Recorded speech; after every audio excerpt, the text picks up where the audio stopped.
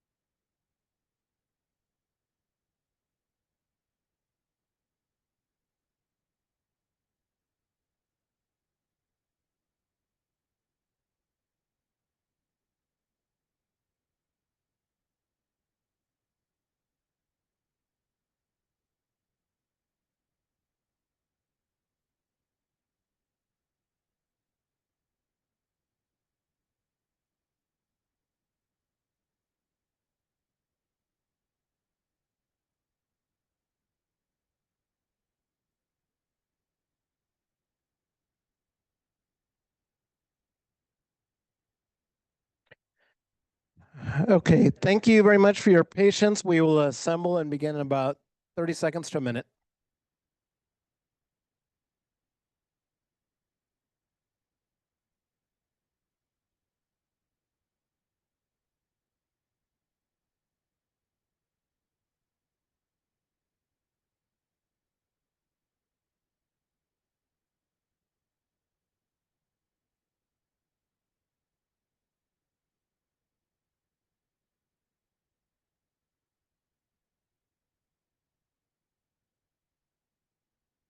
Okay, it is 7:06 and we are calling to order our regular meeting of the San Leandro City Council. Today is Monday, June 2nd. And let's just make this efficient. I'll lead us in the Pledge of Allegiance. Please stand if you're able to. I pledge allegiance to the flag of the United States of America and to the republic for which it stands, one nation, under God, indivisible, with liberty and justice for all. Madam Clerk, would you please take the roll? Thank you, Mayor. Councilmember Aguilar. Present. Councilmember Azevedo. Councilmember Bolt. Present. Councilmember Simon. Councilmember Viveros Walton. Present. Vice Mayor Bowen. Present. Mayor Gonzalez. Present. Note all members are here. Thank you. The City of San Leandro conducts orderly meetings to fulfill its mandate to discriminatory statements or conduct that would potentially violate the Federal Civil Rights Act of 1964 and or the California Fair Employment and Housing Act.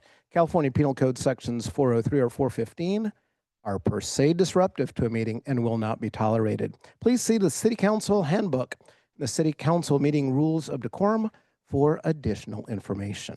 Madam Clerk, your message. Thank you, Mayor. If you would like to make public comment during the meeting, you can do so in person or via Zoom. If you are present at the meeting, please complete a speaker card and submit it to the city clerk before the item is presented. If you wish to participate in public comment via Zoom, you can use the raise your hand tool when the item is called. During the public comment session, speakers will be invited to speak and will have a set time to share their comments. A countdown timer will appear for their convenience, and when the time is up, the microphone will be muted. All raised hands outside of public comment will be lowered to avoid confusion. Once public comment is opened, hands may be raised to speak. There will be a 30-minute window for public comments, which will take place under item 7, public comments as per the published agenda. After this time is up, the council will proceed with the rest of the meeting's agenda. If you have not had the opportunity to speak during the initial 30-minute period, there will be another chance to do so after item 12, city council reports. Thank you. And so one other announcement, we know that tonight's going to be a rather long meeting. And instead of having our public stay here till the very end of the meeting to make their public comment on the budget, when we get to the budgetary discussion in particular, I'm going to take public comment at the beginning of that item with respect to the budget so that we can hear from people and not make them wait till what will be approximately, I think, 10:30 or 11 o'clock at night. So just please indulge me with that. I don't see any radical opposition to that. So I thank you, Council, for supporting our public in doing that. At this point in time, I'd like to go, obviously we spent a fair amount of time in closed session with 5 different items. Is there anything to report out at this time? Yes, Mayor, thank you. On the item of 3C, Harris versus City Claim Settlement, the settlement was approved by the council of $225,000 for a full release and settlement of all claims and an apology to the claimant, which has already been provided to the claimant. The settlement, again, $225,000 with for a full and final release and general release of all claims and settlement of all claims. It was motioned by Councilmember Aguilar, seconded by Councilmember Bolt.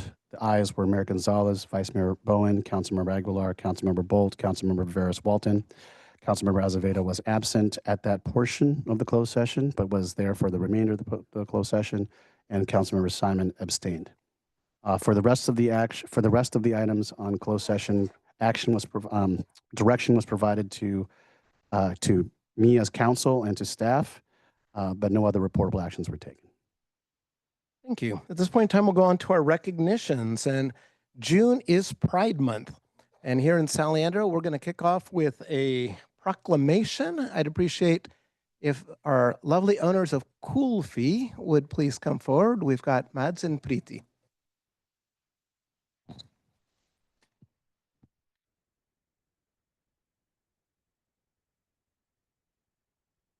all the way up here, if you don't mind.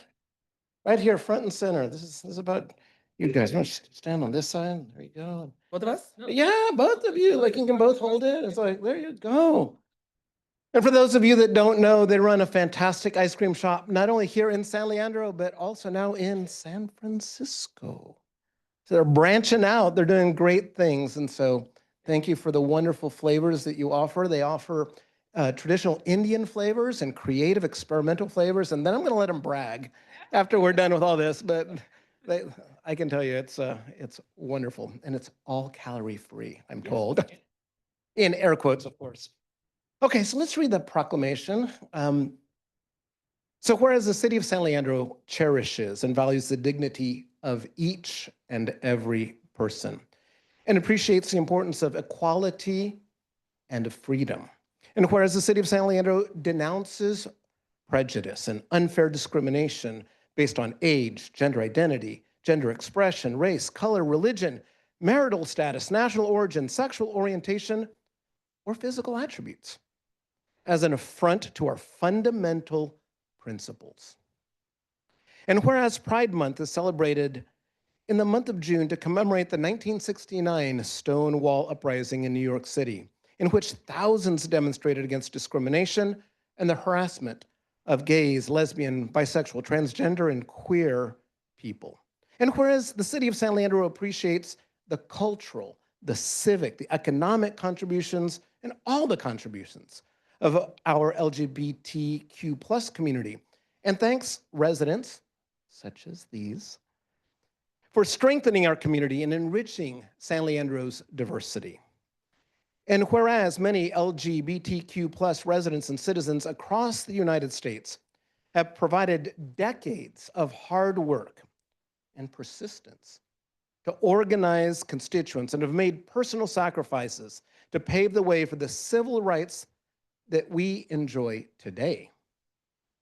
And whereas everyone in our community, regardless of sexual orientation or gender identity or expression, everyone should feel valued, safe, and empowered, and supported by their peers and community leaders. Therefore, I, Juan Gonzalez III, Mayor of the City of San Leandro, do hereby proclaim the month of June 2025 as Pride Month in the City of San Leandro and encourage residents to demonstrate their support for the LGBTQ plus community, especially in this month. Oh, you have words to say? I have a few words. Few Certainly. words to say. Few words to say. I heard the meeting is going to go till 10:30. So thank you very much. Thank you, Mayor. And thank you to the council and to the city for the recognition for flying the pride flag. Many cities in the United States do not do that anymore. It is joyous to live in this city. It is joyous to be here. We have a queer little corner at the corner of MacArthur and Lewis. Our neighbor is queer as well. If you want to come by, just be welcomed as you are. If you want a hug, I'm a hugger. You can do that. We also have ice cream and we have other things. The hugs are free. But thank you very much, especially, and in today's environment, where people are being identified and harassed and deported and erased, it is especially important, I think, to have things like this happen and to be visible and to just be human. So thank you.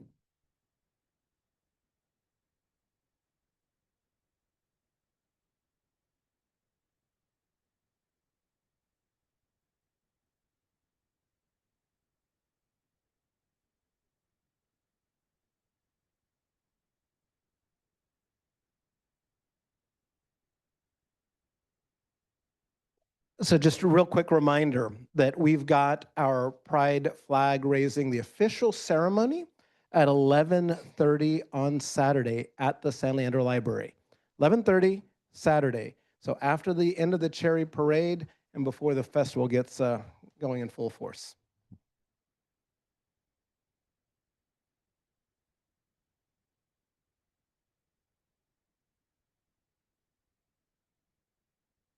So at this point in time, we will go to our consent calendar. Are there any items that council members would like to pull?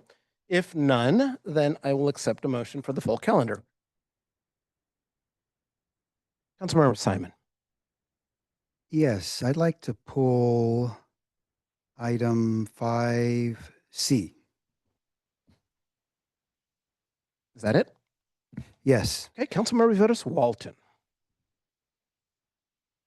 I just, I had a question. I didn't necessarily want to pull it, but I just had a question. I apologize for not sending it in advance. Usually I send my question in advance, but I wasn't able to this weekend. But I have a question on item 5B. Boy, correct? Yes, B as in boy. And I just need a little bit of clarity on the part around individual contract amendments up to 10% of the original amount, and to negotiate and approve contract amendments up to a cumulative value of 25%. I'm not quite understanding how that contract is. So I'm just unclear about what is the actual amount that we are authorizing up to. Okay, so you've got a clarifying question. Correct. We will take that clarifying question. We've got Mr. Amai coming to the microphone. Hi, good evening, Mayor and members of the council. Jason Imai, City Engineer for the Public Works Engineering Division. So the original contract is for $360,000. However, we are authorizing the city manager and staff to negotiate and approve contract change orders up to an additional 90%, 25% or $90,000. But each individual change order can be a maximum of 10% or 36. So you can have multiple maximum $36,000 change orders up to a total aggregate of $90,000 additional change orders. So in essence, you're authorizing $360,000 plus $90,000, so $450,000. Thank you. I continue to be really, and I'm going to echo the mayor's, I did not come up with this, but I wasn't the first person to point it out, but I'm not the only one that it makes me uncomfortable around approving a contract, but then So I'm allowing change orders. going to ask you to pull it, or because we're getting into discussion. Understand? So would you like to pull it? Because if you Like to don't, pull it. okay. So we will pull item 2B as in boy, sorry, 5B as in boy. So I've got a pull of 5B and 5C. I'm going to go to Councilmember Aguilar.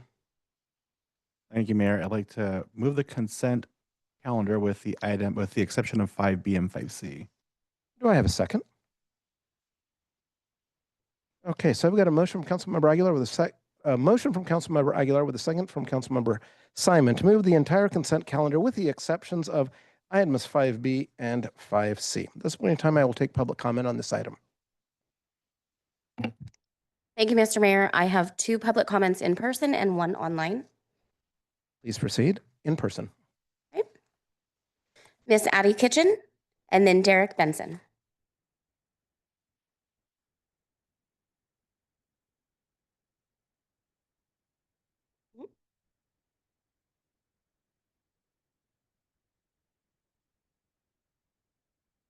Good afternoon. My name is Addie Kitchen, the grandmother of Stephen Taylor.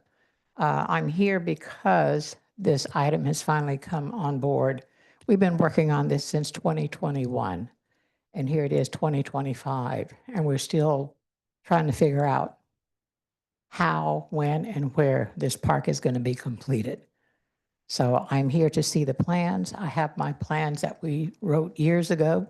I brought them with me, and I just want to see exactly what the plans look like that have been approved or to be looked at. So that's why I'm here. Thank you. Derek Benson.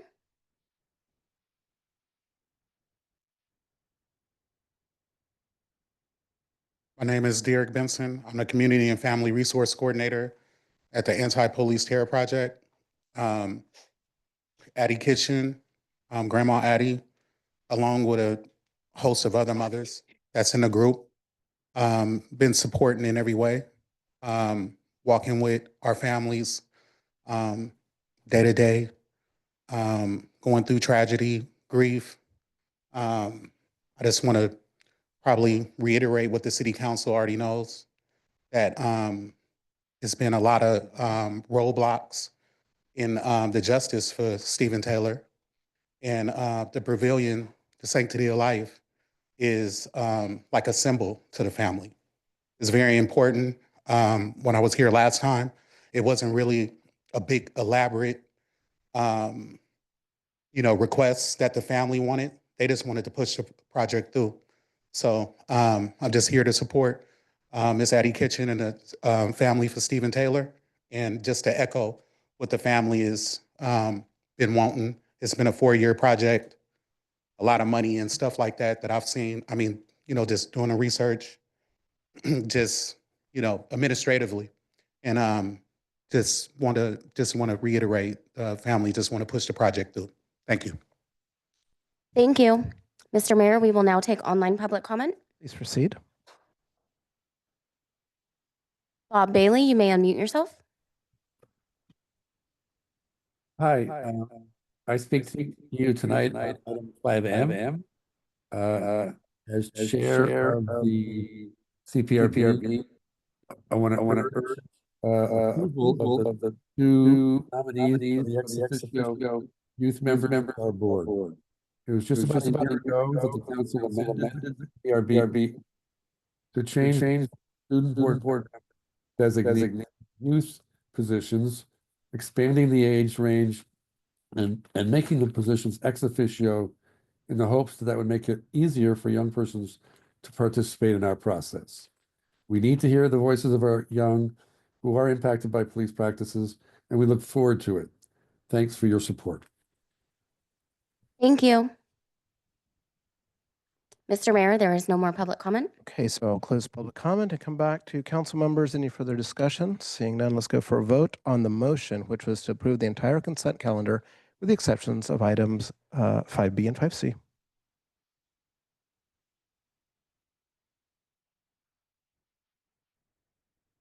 Councilmember Bolt, your vote, please. All votes are in. Motion passes 7-0, unanimous. Okay, so we'll move to item 5B, and I will start with Councilmember Riveros Walton to explore, and I've got some questions as well. Anyone else can obviously ask their questions and explore. I just continue to be concerned around us approving contracts with a large percentage of change orders. I read the scope of work, and it's just unclear to me why we need such a large contingency. And I'll just leave that there. I asked the question. I don't know if you want to provide some more feedback, but I continue to remain concerned on the amount. We've done this on other types of projects where we raise concern around the change orders, and this one is a considerable percentage of the total amount approved. Sure. Again, good evening, Mayor and members of the council. Jason, my city engineer. That is a valid concern. The percentage is usually in the range of 10 to 25. On larger projects, we agree the percentage would normally be lower. Like if you had, for example, a $20 million contract, you wouldn't use 25% contingency because that's a significant amount of money. That percentage would be typically lower. However, for smaller contracts, and we consider a $360,000 contract the smaller one, if you do a 10% max, that's only $36,000. So that's not much of a change order. So that doesn't give you much flexibility. So the initial reason why we get this pre-authorization is to avoid delays in the project. Because if there is a need for a change order and we didn't have this authority, we would have to schedule a item to go back to city council to authorize it. And maybe even authorize like a $10,000 change order when it's really straightforward and the staff would be able to consider the merits of the change order and say yes or no if it's really required for the project. So in order to avoid coming back and forth to council every time there's a need for a change order, we ask for these pre-authorizations to expedite the project and to deliver the project expeditiously. Sorry. Thank you for that. I think I guess my concern is not specific to this one project. It's about the practice that we have of writing contracts with various percentages of contingencies and change orders. And I would like us to set a culture and practice of accepting projects and approving projects based on the amount that was proposed, and that their scope of work, which we assume to be diligent, professional, and cost effective, that we hold them to that. I understand that things come up, but I just continue to be concerned about a variety of projects coming before us with large percentages of contingency, whether they're large or small. I just would like us to get into a practice and culture of this is what we agreed to, this is what we're doing, and stick to that number. But I'll hand it back to the mayor to see how you want to. I've got Councilmember Bolt. So I'm going to go to you next. Thank you. And I agree wholeheartedly with Councilmember Viveros Walton. I think it's disingenuous to say we're going to live by this 10% of a contract and the contract ends up being $360,000. So then we say, because you could have 20 different subcontractors on any individual job. So each one of them is now allowed to go 10%, but the scope is not. That It's good. I'm going to go. Are you fine if he answers? Yeah. Because I think there's a maximum scope. Yeah, that's not entirely correct. So aggregate, you can approve one change order up to $10,000. However, the aggregate of all change orders approved cannot exceed the maximum of 25%, if that makes sense. So you can approve a 10%, but then if that happens, the next one can only be a maximum of 5%. Okay, maybe I stated it wrong. I'm sorry, Councilmember Bolt, because I do want to be very clear in our record. So the approval is not for a 10,000 per change order, but a 10%, correct? Yes, 10% of the 10%, contract 10,000. amount. Just so we have a clear record, that's all. So I want to, maybe I stated it wrong. If the contract is $360,000, you could have 20 subcontractors on that job. None of their contracts are $360,000. So therefore, them getting a $36,000 change order is really wrong. It's not right. And so if we're saying 10% of the overall is the max we're going to allow the city manager to go, which is $360,000 in this case, then each individual subcontractor should have to be within the 10% of their contract. So it should never rise to $90,000, 25% in this case. Was I clearer on that this time? I'm a little confused by a couple of things. Okay. So the total value of the contract is $360,000. Am I correct on that? Yes. $360,000. And it is for just a general contractor? It's a design Professional consultant. services. So it's like a consultant that's doing design work.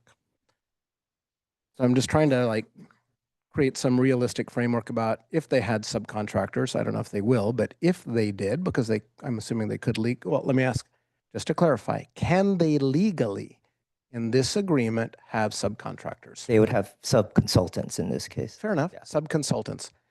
Is the current plan that they will have subconsultants? I do not think that Schaff and Wheeler has sub-consultants, but I'm not 100% sure. Well, then we would not have the opportunity for each individual. You'd only have one shot. If you have no subs, there's only one shot. So therefore, this would not ring true.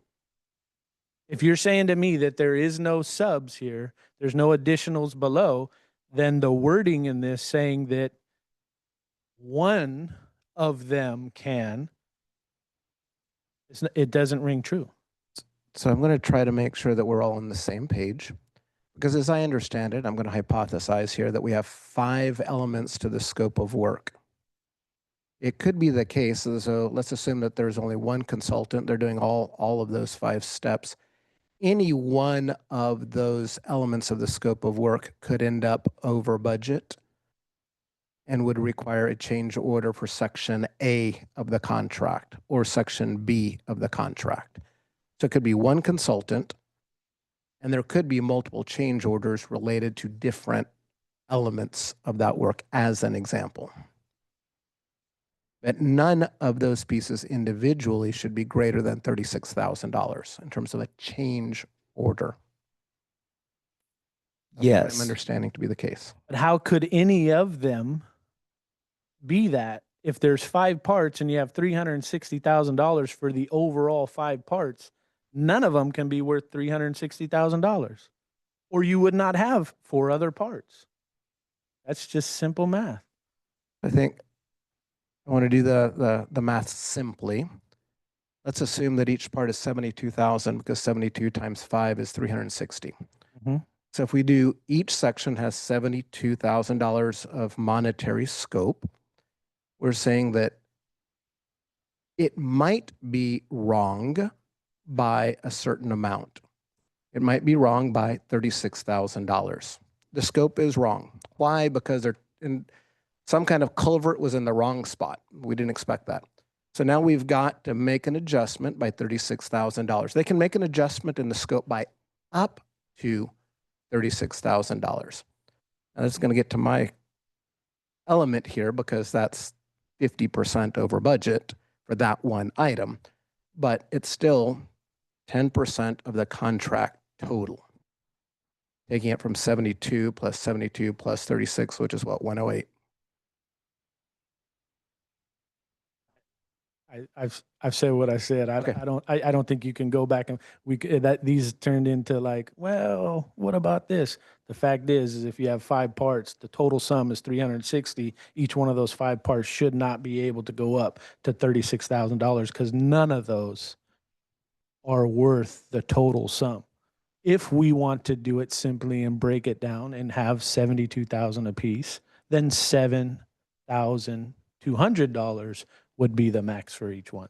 But we can do this all night, so I'll leave it right there. I will say that the Making other, sure that we're going to continue to eyeball this, and we're going to go to the public and ask for more money, but then every time we come here, here's some more. yes, I do think towards these, the core questions, right? Because we're saying that somebody could be off by 50%, could be off by 100% on an element of their scope of work. And that's a little bit troubling. How is it that a contractor that's a professional could be that far wrong from a design perspective?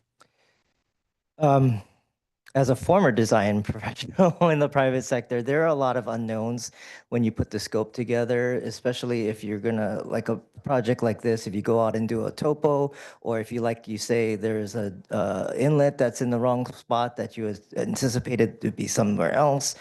There's a lot of things that pop up during a project that were not anticipated. It is staff's responsibility, and I trust our staff to review the change order requests, and we try to keep them on scope as much as possible. But if the work was truly unknown and we could not have expected the design consultant or the contractor to anticipate it before they put together their contract, that's how we base and evaluate whether to approve and authorize or recommend authorization for a change order or not. Okay, so the last thought that I'll give you, and obviously I'm not speaking for the whole council, but I do think that part of what we struggle with is not a lack of trust in staff. I think you guys are intelligent and hardworking. I do think that it is our job to protect the public's money, because it is the public's money, it's not our money. And it's easy to give away somebody else's money. It doesn't affect anybody's paycheck. It doesn't affect anybody's, evaluation. It's easy to give away somebody else's money. And so I think what at least I'm hearing from some of my council members is that we have to be very purposeful in giving away the public's money. And if we've got contractors that are coming to us and say, wow, this was faster than I thought, and I'm going to give you a price reduction, then I would feel much better. But what I have seen is that they seem to only go in one direction. When things go better, no one comes and says, gee, I'm glad that we made a lot of extra profit on this job because it proved to be simpler.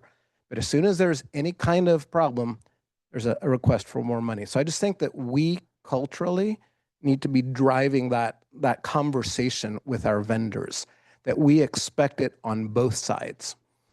Anyway, so with that being said, I think we've talked about this enough. Is someone willing to make this motion? Oh, well, actually, I'm going to come back to Councilmember Votis Walton. I did not see in queue. I apologize. I just would like to end with I think what would make me more comfortable in voting for ongoing construction projects, and this looks like it's not even it's a consulting project, would be to have an anticipated list of essential like potholes that the vendor might anticipate coming up. Like you just listed a couple of things that might come up, and what is the cost of if we encounter these things? And to me, it's not. My assumption would be that that is what the contingency is based on. But it is not clear to me that the vendor is anticipating roadblocks, or I'm using all these analogies but essentially looking ahead and anticipating some of the things that might drive the cost up. I just feel like we're just, I'll just end it there because we have a long agenda tonight. I appreciate your time, and I'll move the item forward once the rest of my colleagues have spoken. Second. I will come to City Manager in just a second. I do have a motion from Councilmember Votis Walton, a second from Councilmember Aguilar, but I do have a little bit of dialogue from the City Manager, and I believe Councilmember Simon as well.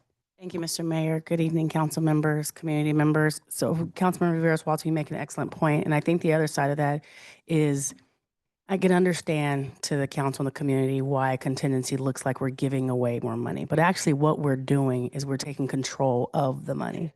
So for example, we are working in an unknown 150-year-old city with all types of assets that when some things were put together, we are not old enough to imagine the bad things we will find once we open them up, because we can't imagine the things that were not done in 1952, right? And so not until you open it up do you know these things. An alternative to not having a contingency is to sit and imagine all of the crazy things that you could come in contact with and build it into the price and say, contractor, developer, you can have all this money just in case all these bad things we have no idea are going to happen. We have no control. Then we're giving the money away. With a contingency, they have to come back and to prove to us that this unknown thing that they had no idea would ever happen has actually happened, versus giving them the money up front. So that's where we are taking control, by having contingencies versus just building it all in, all of the unknown in the first place.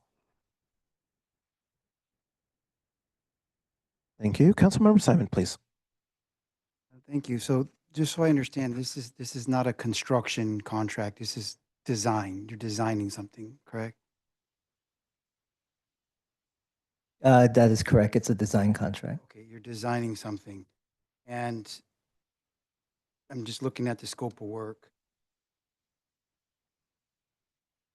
As far as finding things unknown, they're designing, so they're not building, they're not digging up the ground. I guess my simple comment is I think 25% is high. That's all I'm saying.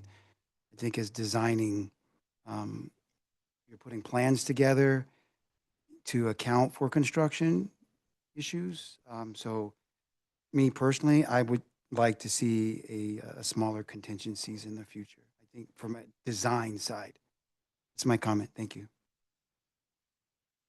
So I think I'm going to write on both of the comments, the last two comments, this notion of what is the source of the contingency? And I'm very sensitive to what city manager says, because yes, we are an old city, and even for things that were built in the 1950s, 60s, and 70s, we have seen some surprising shortcomings in how they were built. Okay, so that concept of building, but that's not what we're talking about here. We're really talking about a design. In fact, I think it's trash capture, putting trash capture devices into existing stormwater drains. Is that correct? This scope, yeah, it's two very large and significant trash capture devices being installed into a flood control channel. So there are unknowns. You're dealing with Caltrans, that's one unknown. You're dealing with the flood control district, and they both have their regulations, and requirements could come up during design, and those unknowns are, as City Manager Cameron said, explained, those are the unknowns that we're anticipating against. Okay, but again, these are the channels are visible, right? I think that we need to put pressure on our folks. They're professionals. They deal with Caltrans. They deal with Alameda Flood Control. So it's not, those pieces aren't uncertainties. So again, I have no problem moving this item forward because I feel like we've discussed it a lot. But I do think that this concept of what is the source of the uncertainty is really important. And I think that as we come into tighter and tighter budget times, you're going to get that more and more from the city council, because we're under a lot of pressure. And so we need to cascade that pressure down onto our vendors to expect more with less. Okay, anything else? Okay, so I'm going to move this item. Full recognition of all the discussion we've had, because I think there is a record about the general feel that's in this room. Councilmember Simon, is that you in queue right there? No? The item was 5B moved already? Okay, I'm sorry. My apologies. So we've got a motion and a second. Please vote. Thank you for that.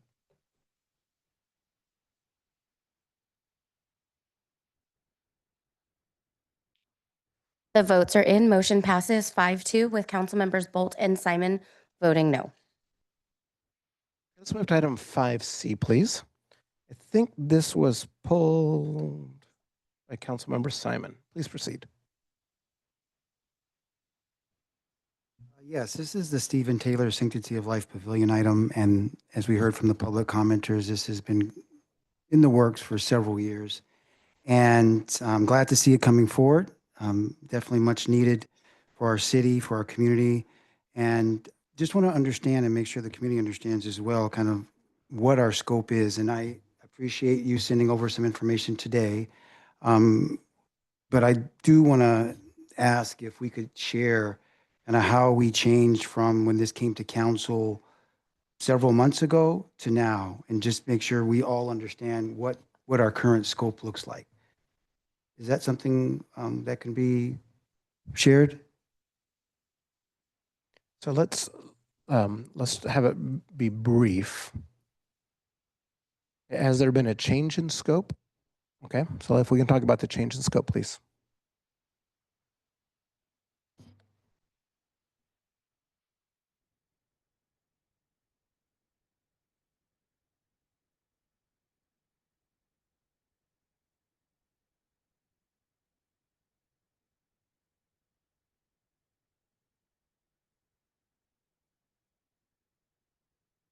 Hi, good evening again, Mayor and members of the council. Jason Imai again, city engineer.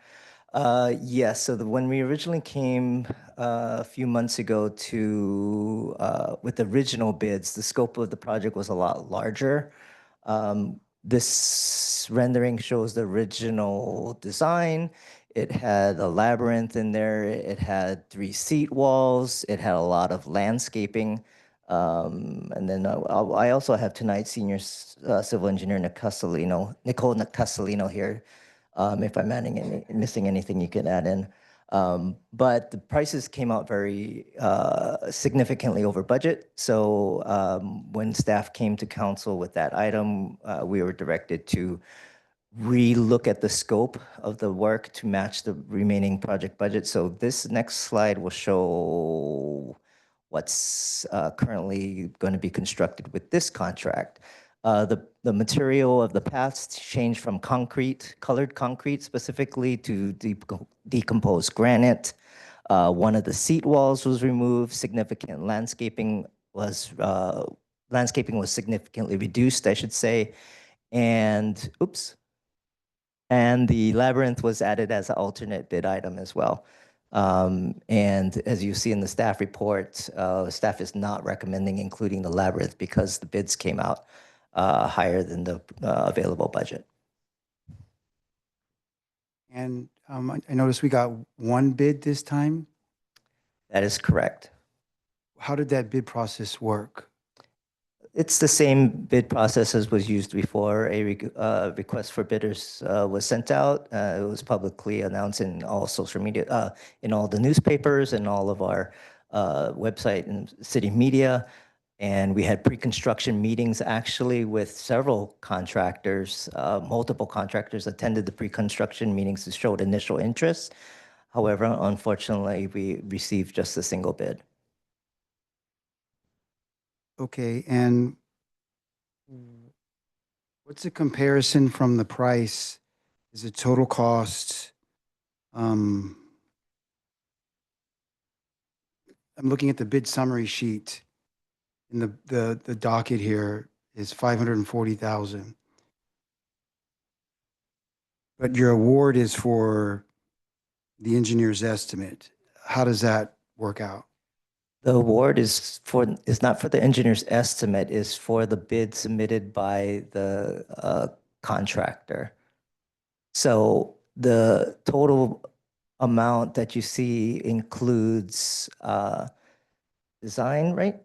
Initial design includes contingency again, like we talked about just a minute ago. It includes staff time for inspection, and that's it.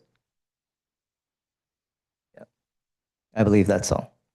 So that's the total cost of the project. Okay, so the bid summary sheet includes alternates that you're not awarding. That's why it's Correct. 540. Oh yeah, I'm sorry. Yes, that's correct. Okay, got it. So you're 361 now, and last time, what was your low bid last time? 460. 361 and 460.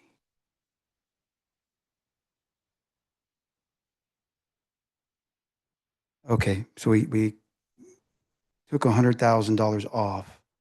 Do we think that's $100,000 worth of scope that we lost? We were hoping for a lower bids, and we actually used the bid prices that were bid on the first time. However, what we think happened is that because the scope of work shrank, we either the economy of scale shrank, so because there's less work, then the unit prices for each item of the work went up. That's what we speculate, but it's hard to know for sure. Okay. Yeah, I'm glad that, we're moving forward with something, but I just have to say it, I am disappointed that we are reducing our scope so much for a savings of $100,000 when time was spent to put this package together over the past several months, which could have been $100,000. I don't know what the exact number is. Going forward, I mean, we are where we are. I got it. But for future projects, I really hope we can look at this project as a lesson learned to save money and community involvement. Those are my comments. So do I have any other comments out there? Because I do have a couple of questions real quick. Okay, seeing none, I will go. I think, but I just want to make sure that we're all on the same page. We gathered in city council maybe about 3 or 4 months ago, it feels like, and we said, go and build it. We voted to actually move forward on a specific design. Is that a question? Is that what we did, or?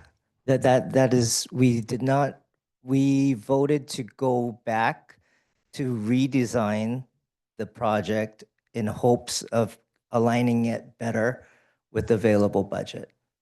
So when we opened bids a few months ago, based on the low responsible bidder price received, the council direction, I believe, was to reject all bids and to redesign the project. My recollection is that we had removed the labyrinth, right? We included the labyrinth as an alternate bid item in this iteration. Okay, but it was no longer a necessary condition. Correct. Art installation, we've picked the art. We said go and install the art. And so I'm just trying to figure out what is it that we accomplished by going out for the bids again, that the bids were too high the first time around? Yes. Okay, so we've come through, and in fact, what we're doing through this action is we're spending $140,000 extra dollars on this project, or why? Because I see that we need an additional appropriation of $140,000. And that is correct. But when we came to council a few months ago, that additional ask was significantly higher than $140,000. Like 300 and something thousand. Yeah, the numbers escape me. Maybe I can ask 300. Like 300. It was upwards of over $300,000 was the necessary. Almost $400,000, I'm being told, was what we needed to award the project based on the bids received at that time. So then the project was almost $400,000 over budget. And through your efforts, you've reduced it so that it's only $140,000 over budget. That's correct. Okay. Any other questions? If not, I'll take a motion on this item. Councilmember Simon. I just want to make sure I understand. The bids are only $100,000 difference. Where are this headed? I mean, I'm glad you got some savings, but where do they come from? If the low bid from last time and the low bid from this time are $100,000 difference. I'm going to ask the senior civil engineer to check the difference between the two bids and to confirm the numbers, but she's looking into that now. But I was told that the request, the additional funds needed when we originally opened the bids last time were up almost $400,000. And that's due to the higher base bid. And then if you tack on contingency, like we said, and inspection costs, it came out to additional $400,000 needed.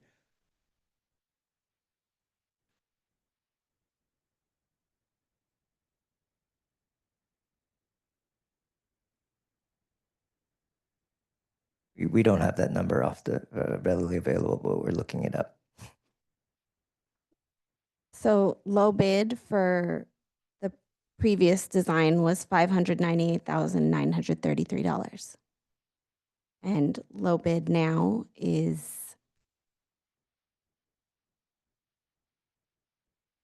for the base bid is $349,842. So about 88 cents. So about 250,000, right? Sorry. So we misspoke the first time, Councilmember Simon. It's $250,000 difference. Thank you. Okay, so Councilmember Aguilar. I'd like to move the item. Okay. I will second the item. Any further discussion? Please vote.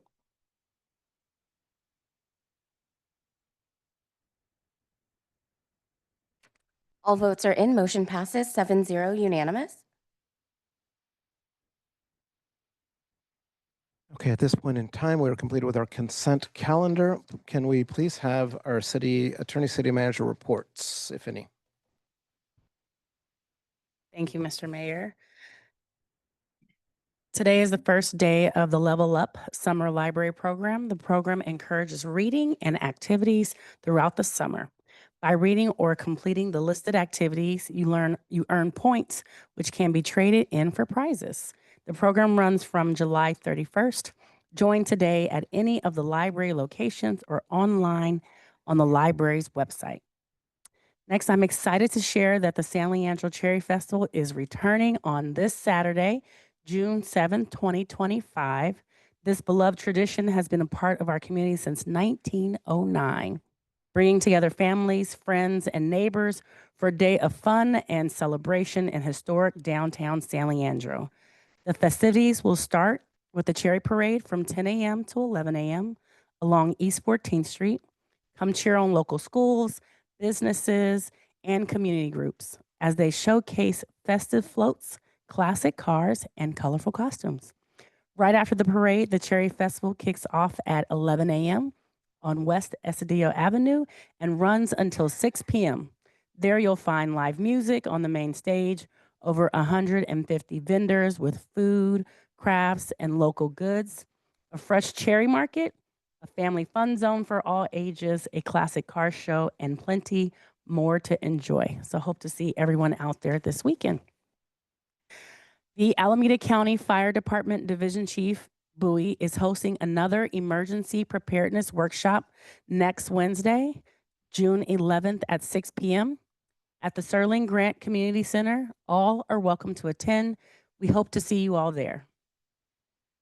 I'm pleased to announce that we now have a new deputy city manager. Mr. Dustin Clausen has joined us today as our new deputy city manager. Dustin comes to the city of San Leandro on a provisional appointment after spending the last 11 years in the city of Hayward, where he served in various capacities, including finance director, assistant city manager, and interim city manager. He is a key member of the city's executive team and serves as one of the 2 deputy city managers. Reporting to Dustin is our city clerk's office, water pollution control plant, and the public information office. Dustin will work on various projects, including exploring new revenue for the city, among other projects. Dustin is a talented executive leader with skills in strategic thinking, change management, collaborative decision making, coaching and mentoring, and employee development, all traits that will be invaluable here in San Leandro. He holds a Bachelor of Science degree and has completed the Harvard Kennedy School's Executive Education Program. At this time, I would like to ask Dustin to come up and say a few words while we welcome him to the city of San Leandro.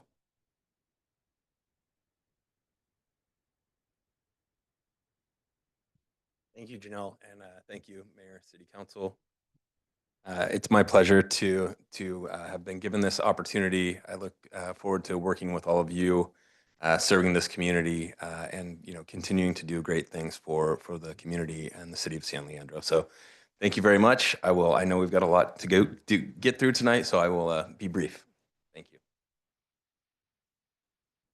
Appreciate that brevity.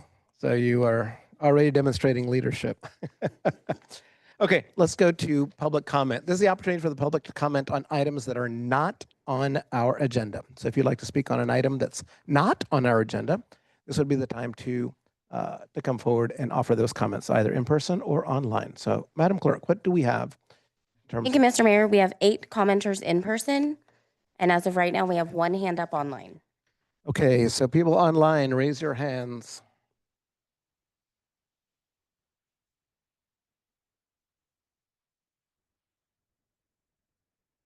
Okay, so as of right now, I am seeing 3. When I get to that last person, we will close online public comment and come in person.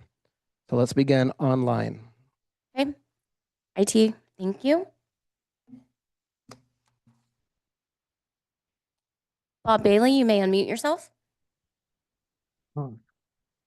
Hi, I'm Bob Bailey. I want to speak to you tonight to request that the city reaffirm its commitment as a sanctuary city to not authorize our San Leandro Police Department to support ICE operations in our city in any way.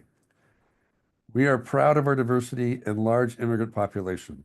The Trump administration has stoked fear among these families who contribute in so many ways to the richness of our community.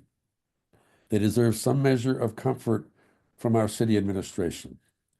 ICE and the Department of Homeland Security have demonstrated in recent weeks just how callous, inhumane, and reprehensible their quest is to increase numbers they can claim as deportees, abandoning any pretext that their priority is criminals or persons who are dangerous, and worse yet, unjustly labeling all immigrants legal and otherwise, as threats.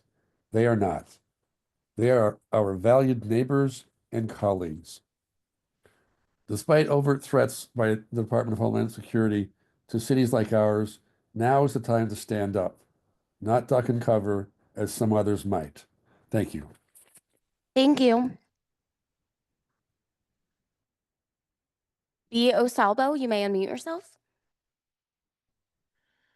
Good evening, Mayor and City Council members. My name is B. Osalvo. I'm a resident here in San Leandro, of course. We currently live near the Bayfair BART station across the street from 24-Hour Fitness, if you're familiar with this location. There are railroad tracks here with an abundance of homeless that are kind of continuing to disturb the peace of our neighborhood, which is only separated by a brick wall where trash debris is constantly thrown over. I would believe fire burning many times of the day and night that can be uh, smelled by the community, presenting a type of fire danger to the residents here. I also have three children. One of them does walk home from school from time to time. I'm worried about his safety. I just want to know what, this has been an ongoing problem. I know it's been addressed before, if I believe, but I want to know, is there anything that the city will do to make sure that this doesn't continue on?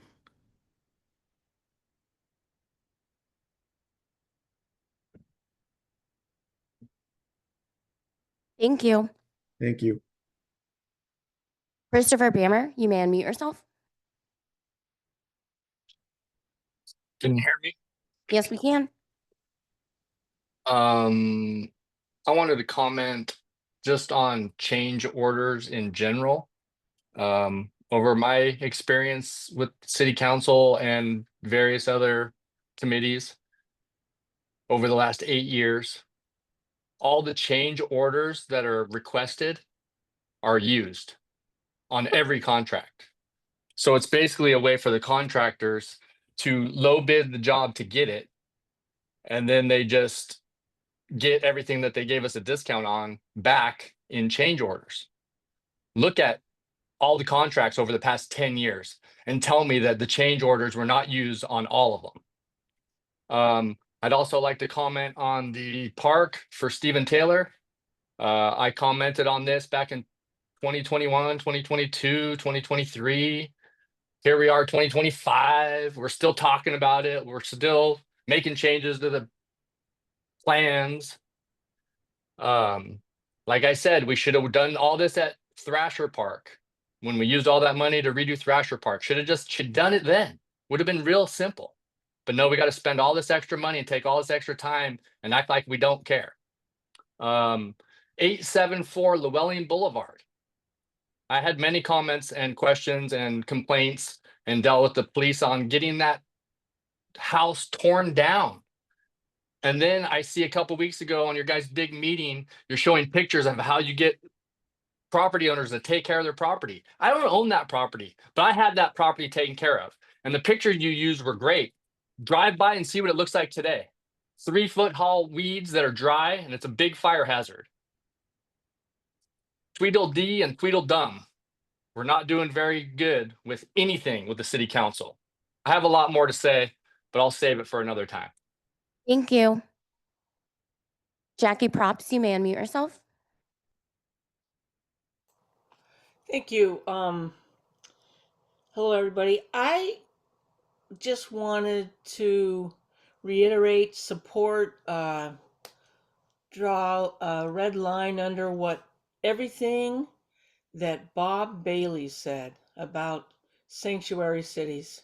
I mean, if Bob Bailey, who has given his time and effort to make this city safer and a better place for everyone, and has worked hand in hand with law enforcement his entire career, knows that we need to reiterate and stand strong on our commitment to our Constitution.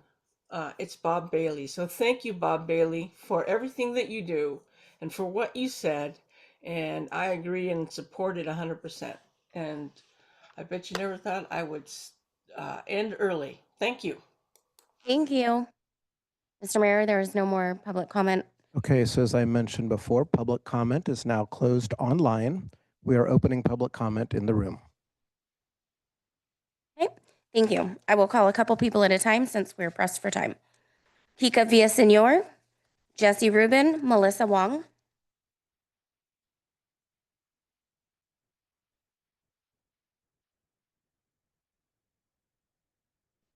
Good evening, Mayor and council members, City Manager. My name is Kika Villasenor, and I am a city employee. I'm also the Vice President of SLCEA, and I'm here to share some of the struggles that city staff are facing. We're struggling to provide crucial general services. I'll give a couple examples. Paving. We're struggling to keep up with paving, let alone catch up with all the paving that needs to happen in the city. It's something the mayor addressed at the State of the City address. Expanding library hours and then struggling to have staff work those expanded hours.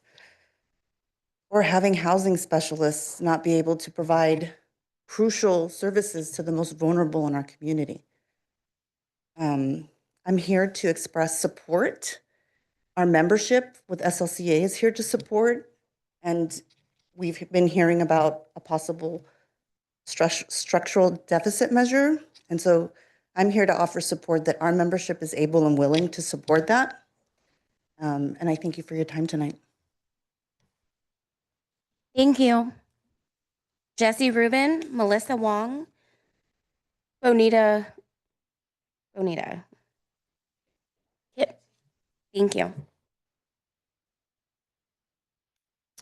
Good evening. I am a concerned resident of San Leandro. There are a lot of us that frankly do not tune in to council meetings because, let's be honest, it's hard to make the time. But my neighbors want this city to thrive as much as I do. And everyone I talk to is concerned about how much time this council wastes on political grandstanding and power plays. It's nice to hear all of you having some really serious conversation here tonight to make sure you understand the nuances of what you're voting on. But that is definitely not the case at every council meeting. We see those of you that are sitting up here and are not here for the right reasons, that are not serious about using public money as wisely as possible, that are not serious about making San Leandro the very best it can be. And we are watching. I, for one, am motivated to help ensure more of us are watching every day. Thank you. Thank you. Melissa Wong, Bonita Kit, and Jason Lee or G? Melissa? Go ahead. All right, thank you so much. Melissa Wong, District 4, and Washington Homeowners Association board member, as well as a member of the Washington Manor Resilient Hub. I wanted to do a general comment about being heard. There's been times when I've sent emails and I don't get any response, or I have public comments and I don't get a response. And maybe that's something that I need to know how it works here. But in listening to various other people, including the two preceding me, I do share in their frustration. First of all, I love the staff. If there's any way to make their jobs easier, please help them. I promised I would give a shout out to the library because I think they're the best department that I have experienced, and they really step up when there's times. And anyway, I'll talk a little bit more about the budget later on, but thank you for your time. Oh, I do have one more comment. Maybe this is the forum. Dot voting, not a fan. And I see some frustration when the planning session happened a couple months ago. I didn't think that people enjoyed it. So perhaps there's other ways to figure out what the priorities are and not use any more dots. But that's just my opinion. Thank you. Bonita Kit, Jason G, and Celine Wang. My name is Bonita Kitt. I'm here representing myself and my husband, who is a 30-year career Marine veteran, 100% disabled, and a father who I am a daughter of a 30-year Army vet. I want to know what it is that needs to be done with the neighborhood in which I reside at 15205 Hesperian Boulevard, Hesperian Gardens. The wall that is there is low. People are being hurt, and the city doesn't come out because the excuse is with private property.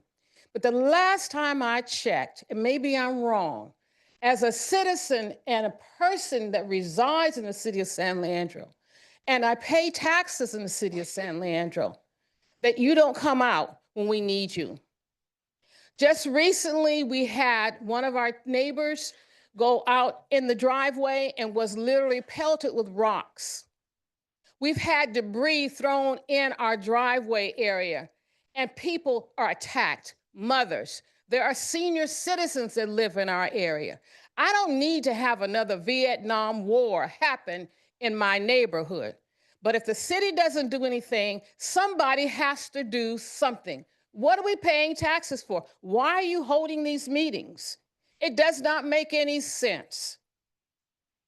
And if the wall is with property of the railroad, then what are you doing about it?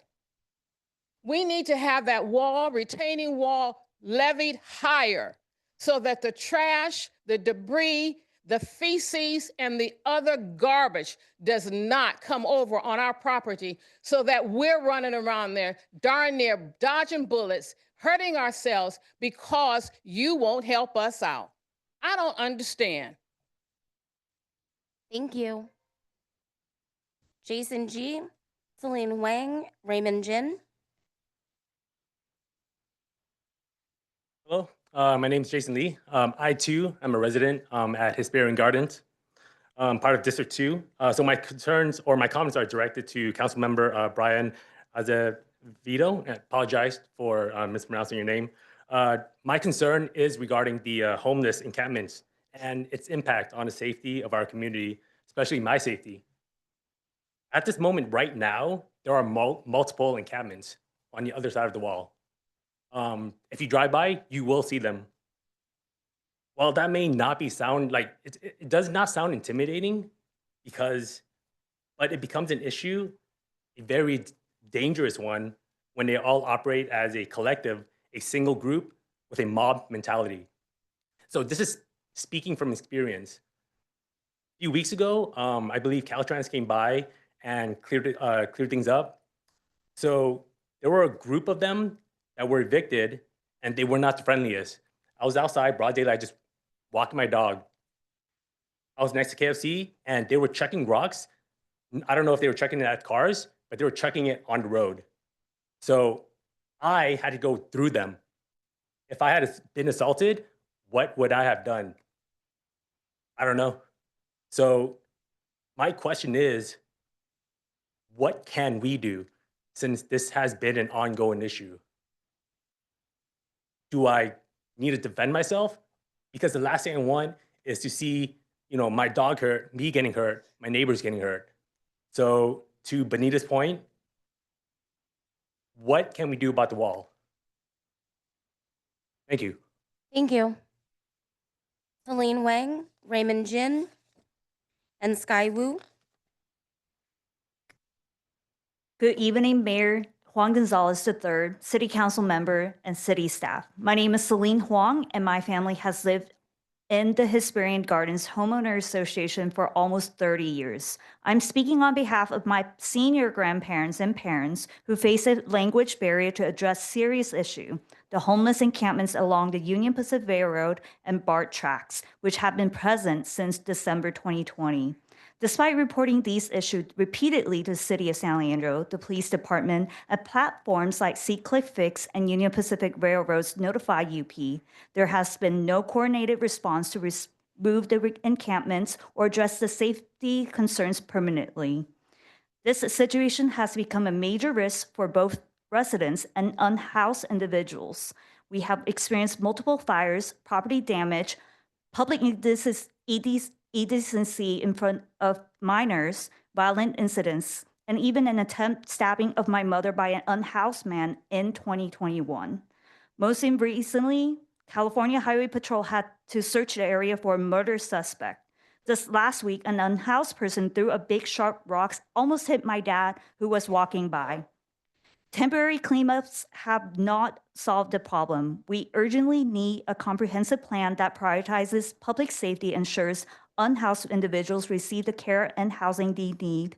We are asking the City of San Leandro to coordinate with Union Pacific Railroad, county, and state agencies to address these crises.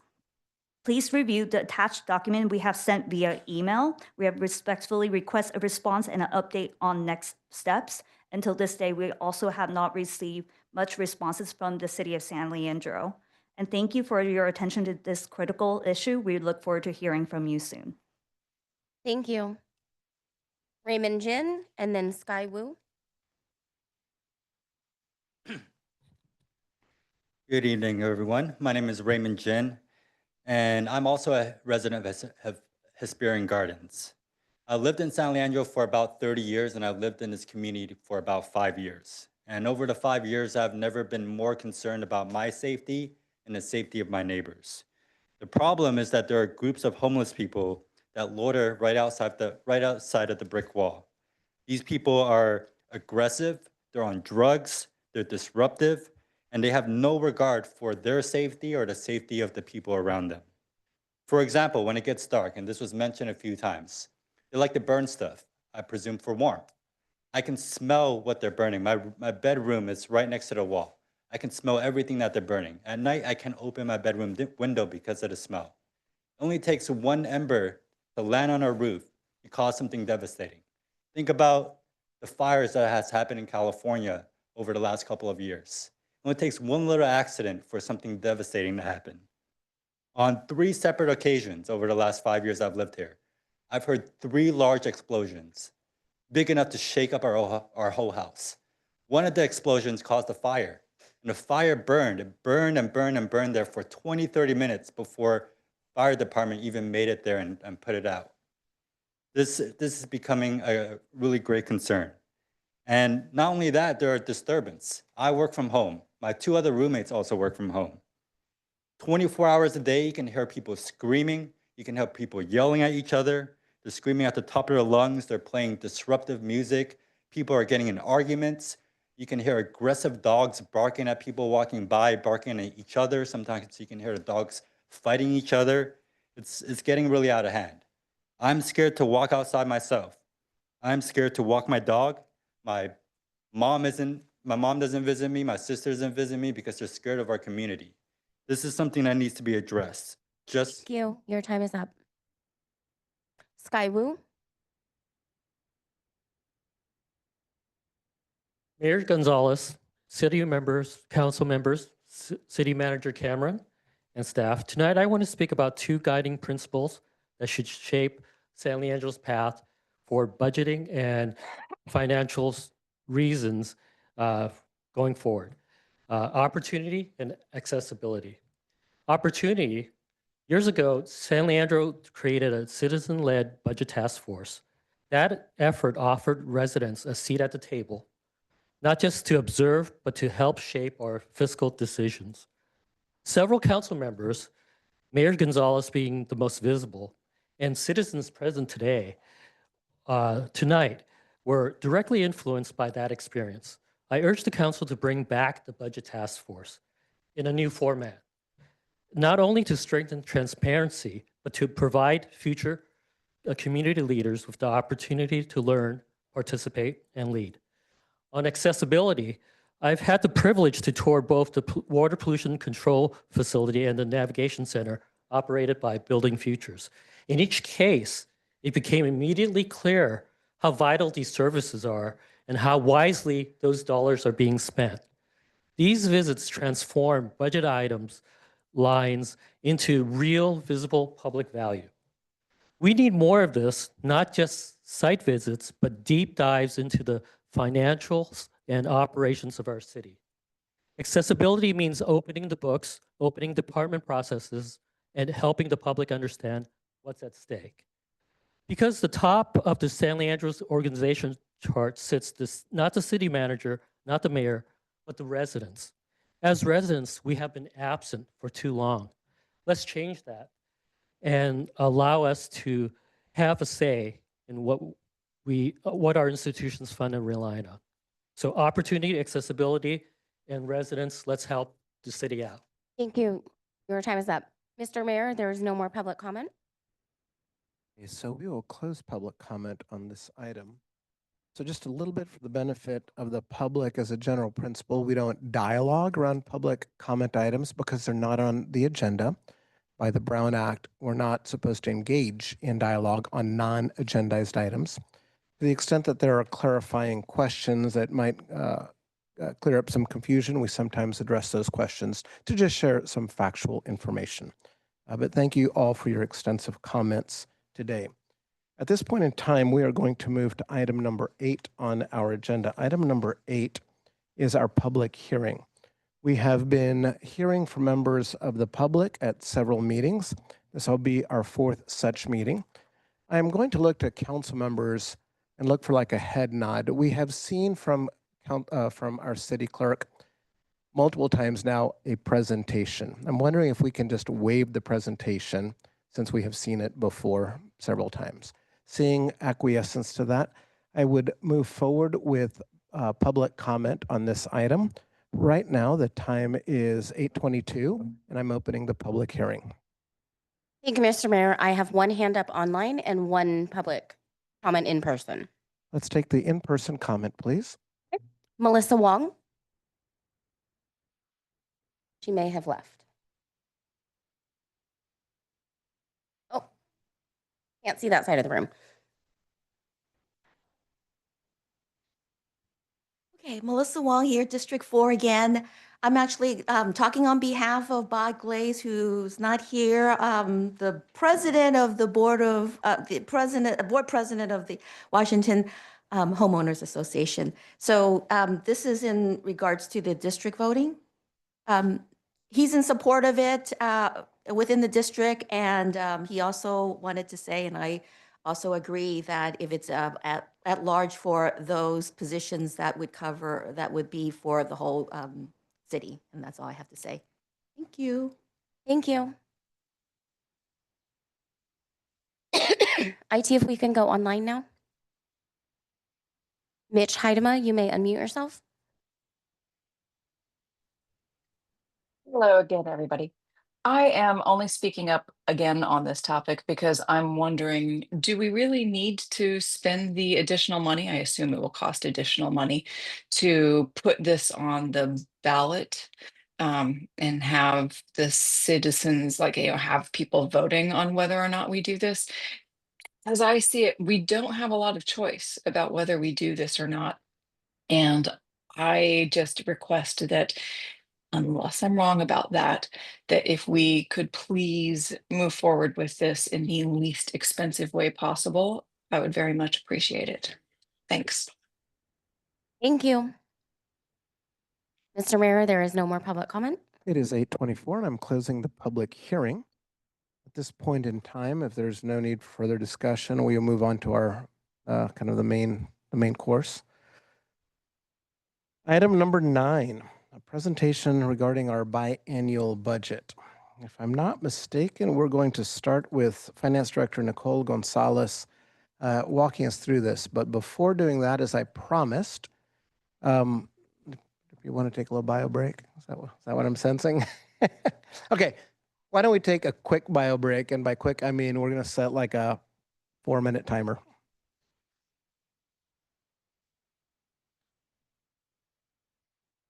So we're taking a break. We're in recess.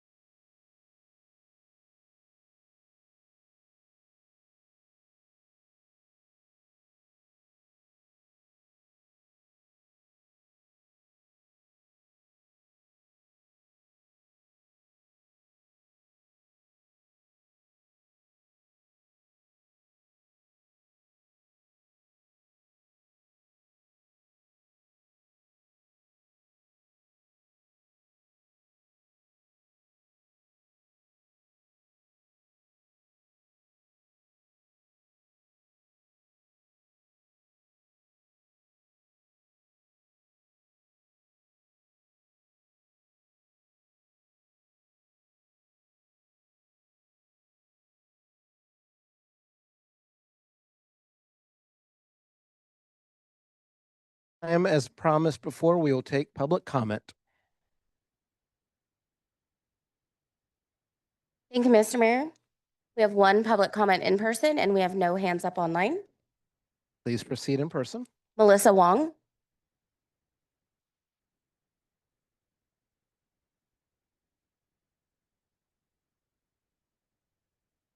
No, we're taking public comment in person first. Sorry, I wasn't paying attention.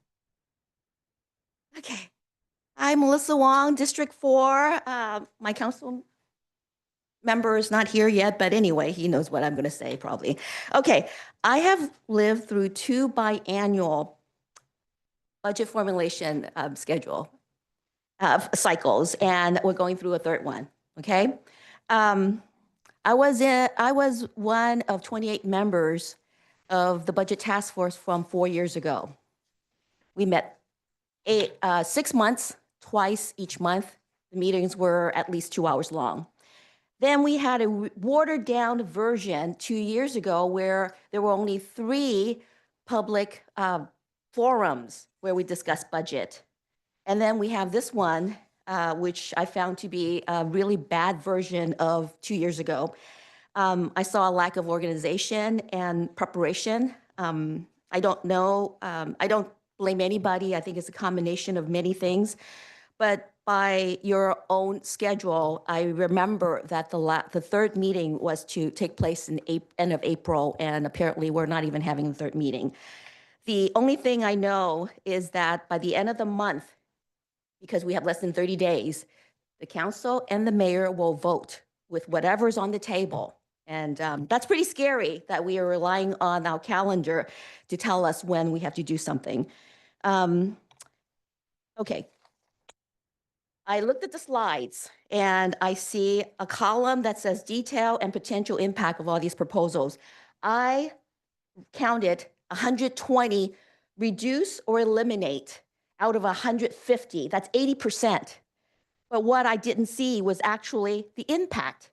There were 14 that actually in bold said community impact. So I suppose somebody heard what I said.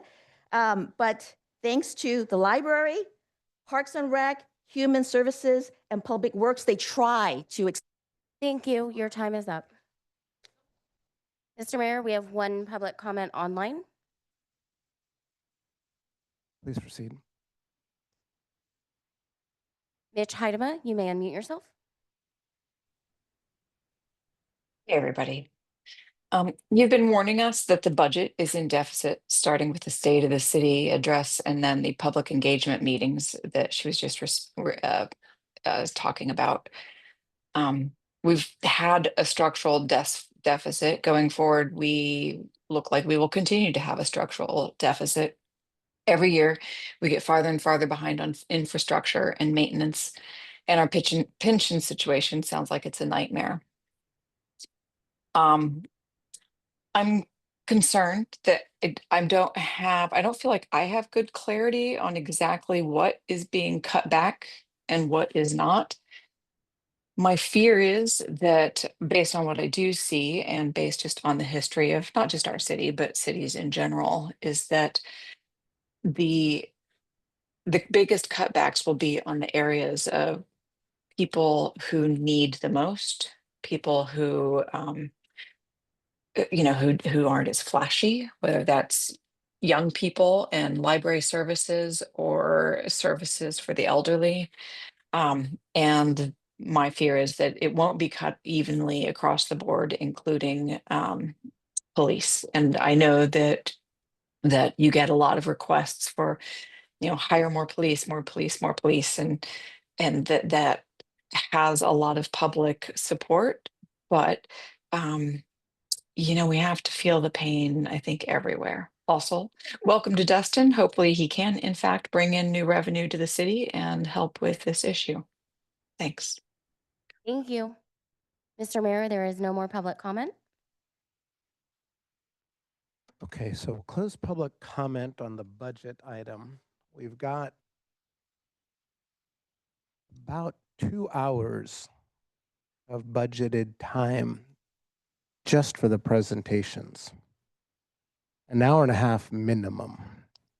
Talking about 120 slides. So I'd like to get a motion right now to try to understand what council's willingness is with respect to how long we're going to stay here, so that I can try to manage the meeting accordingly. Make a motion to extend to 11 o'clock. Okay, I've got a motion to extend to 11 o'clock. Councilmember Viveros Walton. Yeah, I'll second that. Got a motion and a second from Councilmember Viveros. Motion from Councilmember Aguilar, second from Councilmember Viveros Walton. Please vote. Oh, Councilmember Azevedo, did you want to comment on that? I'm sorry. Yes, I please. just want to make a comment. If we can, let's try to get it done by 10 o'clock, but if we can't, by 11. Okay. I'm just, yeah, I really appreciate that comment. I've just looked at the slide deck and been thinking about where we could cut and, so I appreciate your concern. Please vote.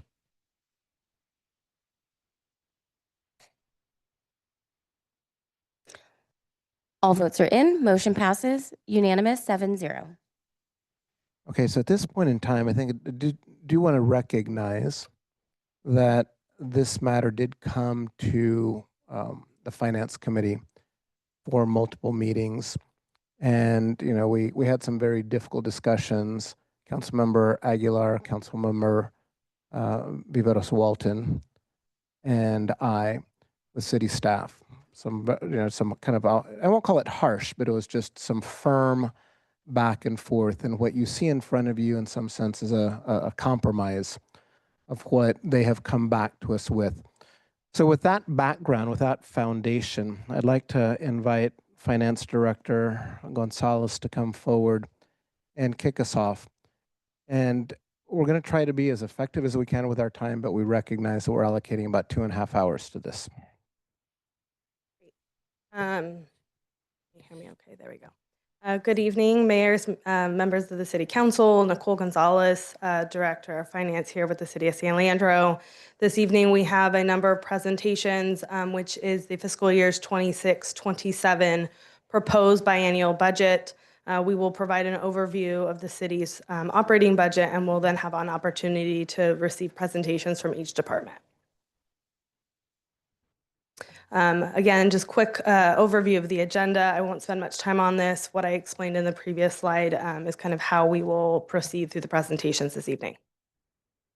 Wanting to provide some background to the council as well as to the committee. The fiscal year 26-27 biennial budget process kicked off in about November, December of 2024.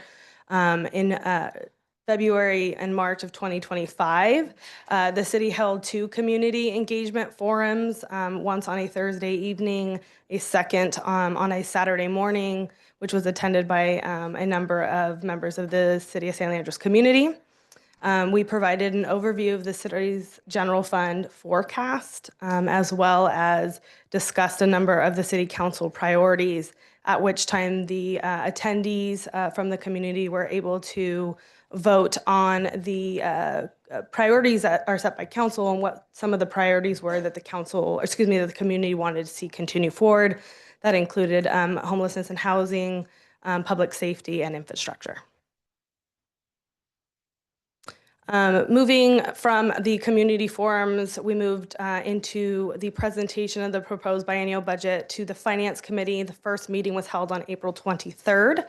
At that time, we did present a proposed fiscal year 26-27 biennial budget.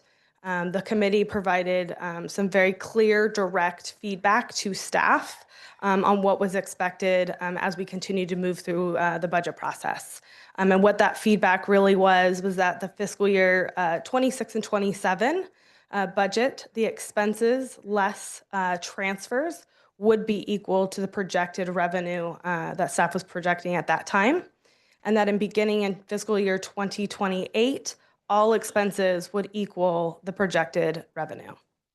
Additionally, there were a number of items that were presented to the committee for consideration, specifically related to ARPA-funded projects, that to continue on moving forward, it would need a general fund request to continue that program. And so as part of that, there was a recommendation to add additional funding for encampment cleanup and alternative response unit, and then also to support the recently approved rent registry. So over the 2 weeks before staff returned to the committee on May 12th, there was significant work that was done by staff to identify a number of reductions in different parts of the community and within each department. And so staff did return on May 12th to the Finance Committee. We did present another proposed fiscal year 26-27 biennial budget. We were able to meet the directive of the Finance Committee, that goal, to ensure that our expenses less transfers met the projected revenue. Unfortunately, the city did not, or the staff did not meet the goal for fiscal year 2027.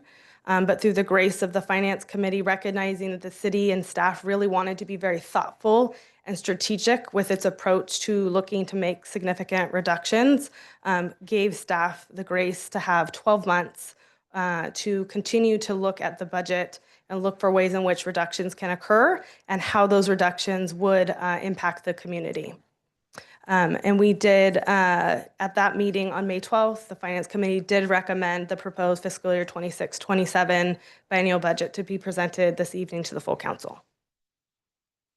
High level, wanting to provide an overview of the city's operating budget. As you can see here, the city's general fund is its largest fund. It is very similar and consistent with other neighboring jurisdictions. The total of all of the city's citywide operating is, for fiscal year 2026, we have revenue projections of just under 225 million, expenditures totaling 239,000. And then in fiscal year 2027, we have projected revenue very similar, almost 225 million, and expenditures at 235.3 million. And so we can see here we have the general fund, special revenue. Those are oftentimes special revenue that we receive through pass-through or through special agencies. We have internal service funds, which are often referred to as mini businesses within a city organization that provide a service. So this is a cost to provide those services. It's very similar that you will see like an internal service fund would be IT, fleet management, things that provide a service to other city departments. And then there's the enterprise funds and other funds which make up debt as well as the successor agency. I want to spend a few minutes talking a little bit about fund balance. We've heard a lot about structural deficit and why it's a concern. And so wanting to spend a little bit of time talking about what fund balance is as we move into the long-term financial forecast. So a fund balance represents the difference between the city's total assets and the current liabilities. It's essential to show the net. It essentially shows the available resources that fund has at any given time. There are a number of categories or buckets within a fund balance. Non-spendable, restricted, committed, assigned, and then unassigned. We have a target fund balance that the city is always focusing on. A target fund balance is a percentage referred to a desired level of reserves a government or organization aims to maintain in its general fund. You can think of it almost as like your savings account that you have and wanting to make sure that you sustain a certain level of funding in your savings account. The Government Finance Officers Association, you will hear us refer to it as GFOA, recommends that general purpose governments maintain unrestricted fund balance in their fund balance of at least 2 months or approximately 20% of your regular operating costs. So that also does exclude your transfers to other funds. So continuing on, why is a 20% target fund balance important? It does give us, as an organization, the ability to pivot for unexpected expenses without resulting in direct significant service reductions or borrowing. It improves the ability to weather economic downturns or unexpected economic downturns, the ability to remain operational during natural disasters. It may also impact or improve the city's credit rating, which can lead to lower borrowing costs. And then, of course, it continues to enhance the financial stability and resilience of an organization. So what is the City of San Leandro's policy? The City of San Leandro's policy is much more robust. It has a designation of $5 million set aside for major emergencies, and then that 20% of total expenditures for economic uncertainties. This policy sets, this set policy does meet, but like I said, does exceed the industry best practices. So again, wanting to provide some context and information about what is a structural deficit and why it's important for agencies to continue to monitor those on a regular basis. So structural deficit is a persistent imbalance where government's spending consistency outpaces its revenues. What causes a structural deficit can vary from agency to agency and at any given time can change. It has to do with insufficient revenue or fluctuating revenues. There are some specific revenues within the city as well as within the industry itself that are just volatile and difficult to project at any given time. Unpredictable rate changes to the city's pensions, growing infrastructure needs that we see often here in the city of San Leandro, economic instability and uncertainties locally, regionally, and nationally, and then excessive spending. And so why is it a bad thing to continue to hold or to pass a budget with a structural deficit? Persistent structural deficits are unsustainable. It's not something that an organization can continue to do on a regular basis. Eventually, all funds, available funds are expended, which can put the city in a position for filing for bankruptcy. Again, wanting to provide a little bit of history on what the city's structural deficit has looked like over the last 6 years, beginning in fiscal year 2020 to 2021. Each adopted budget did have a projected use of fund balance. It varied from fiscal year to fiscal year.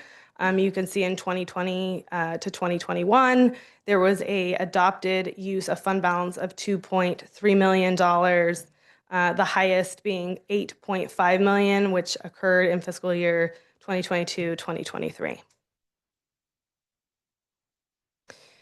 So wanting to provide a little context around what's driving factors are impacting this proposed biennial budget, the fiscal year 26-27 biennial budget.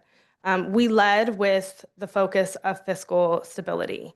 Some of the contributing factors that are impacting the city's ability to continue to strive for that is, one, we are looking to ensure that we are aligning our budget to our actual needs as well as actual costs that we are seeing within the market. The city continues to see increases in employee costs. We did take an opportunity to look at reductions in discretionary budgets to help preserve service levels. That was the first attempt when we looked at reducing the budget. There continues to be costs and rising costs associated with pension and OPEB, which is retiree medical, rising capital and internal service fund needs, and then, of course, the unknowns of the economic uncertainties that the city, as well as, again, the region, as well as nationally, we are experiencing. So I have a couple of different slides here that we'll go through, which is the general fund 10-year forecast. This was the first 10-year forecast that was presented to the Finance Committee on April 23rd. On line 15, you can see that we had a projected fund balance or use of fund balance of $9.8 million in 2026 and $10.2 million in fiscal year 2027. At that Finance Committee, the city did receive clear direction from the Finance Committee that this was unsustainable and asked staff to go back and make further reductions.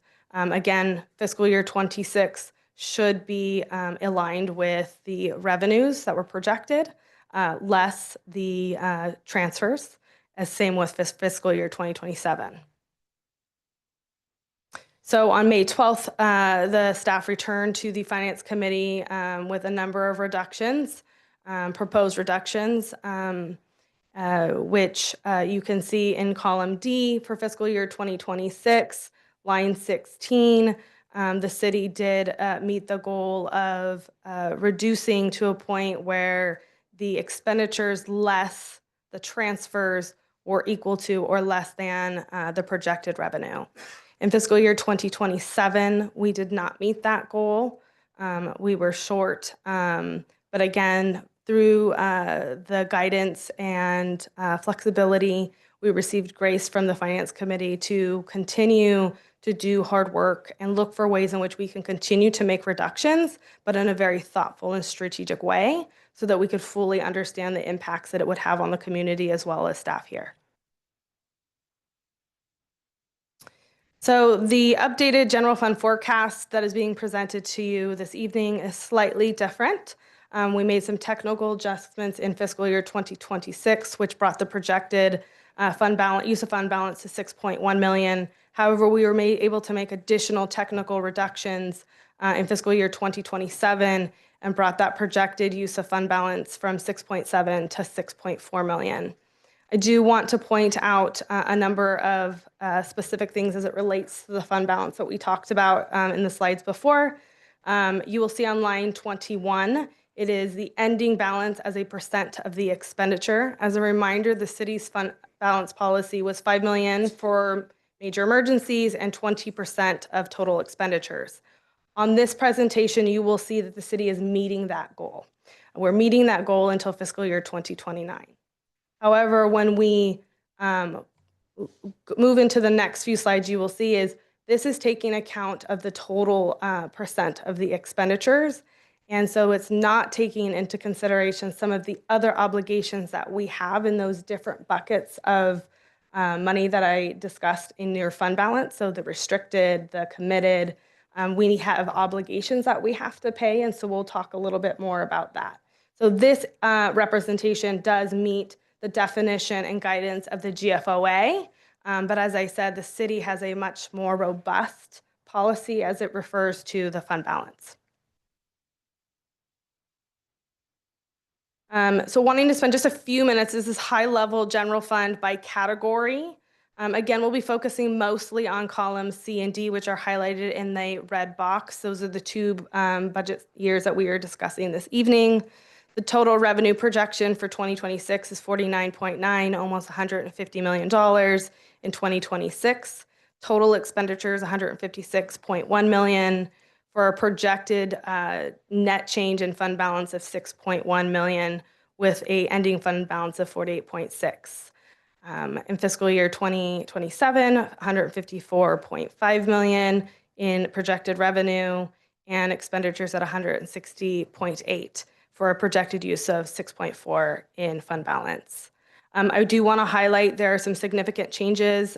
You will see a change between column B and column C as it relates to salaries and benefits. The proposal before you this evening does have a number of position elimination proposals on vacant positions, which each department will discuss. This does include all known salary adjustments that are outlined in any of the approved MOUs, as well as any cost increases associated with CalPERS and medical. You will see between fiscal year 26 and 27, services and supplies drastically drops. Again, that is through the work of the individual departments to reduce their budgets in a way to allow for longer term fiscal sustainability.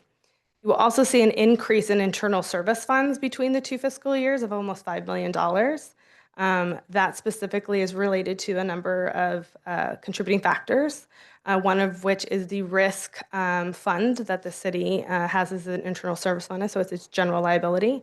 We're seeing significant increases in that area. It's very similar to what we're seeing throughout the region as well as the industry itself. It also includes the increase for the city's ERP, the new financial system, which is currently being implemented, as well as a number of fleet needs as well.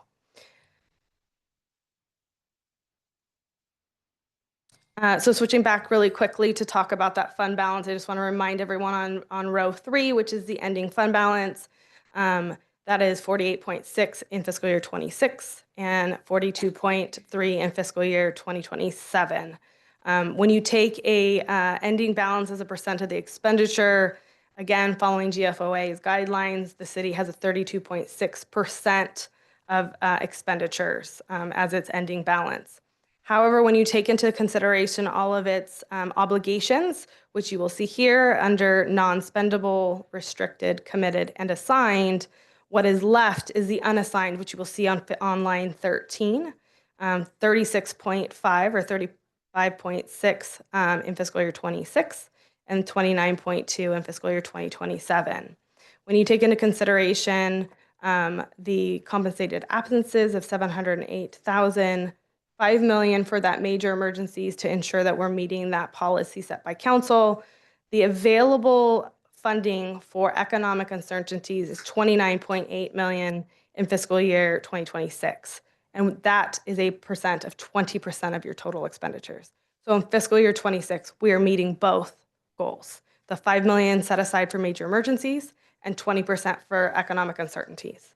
However, moving into fiscal year 27, we are not meeting that goal. We are meeting part of the goal. We are meeting the $5 million emergencies, which is a designation. But what is available for economic uncertainties is 23.5 million. And that only represents about 15% of our budgeted expenditures. So moving forward, you will see our fund balance represented in this way to be very clear to the council that we are meeting or not meeting the city's set fund balance goal, which again is 5 million for major emergencies and 20% for economic uncertainties. High level, each department will go through all of their summary of their net changes in general fund. So again, the net changes, there are some departments that have made significant reductions, some of which impact service levels. There are also some increases which impact service levels. And so the detail of that will be handled by each department.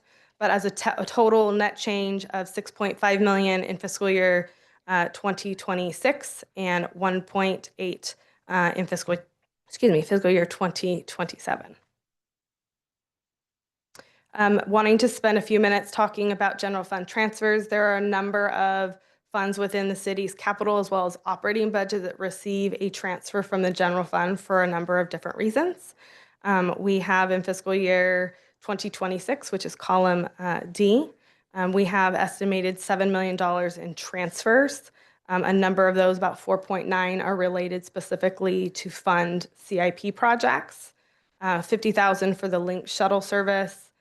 We have a fund subsidy for the parking fund of almost 380,000.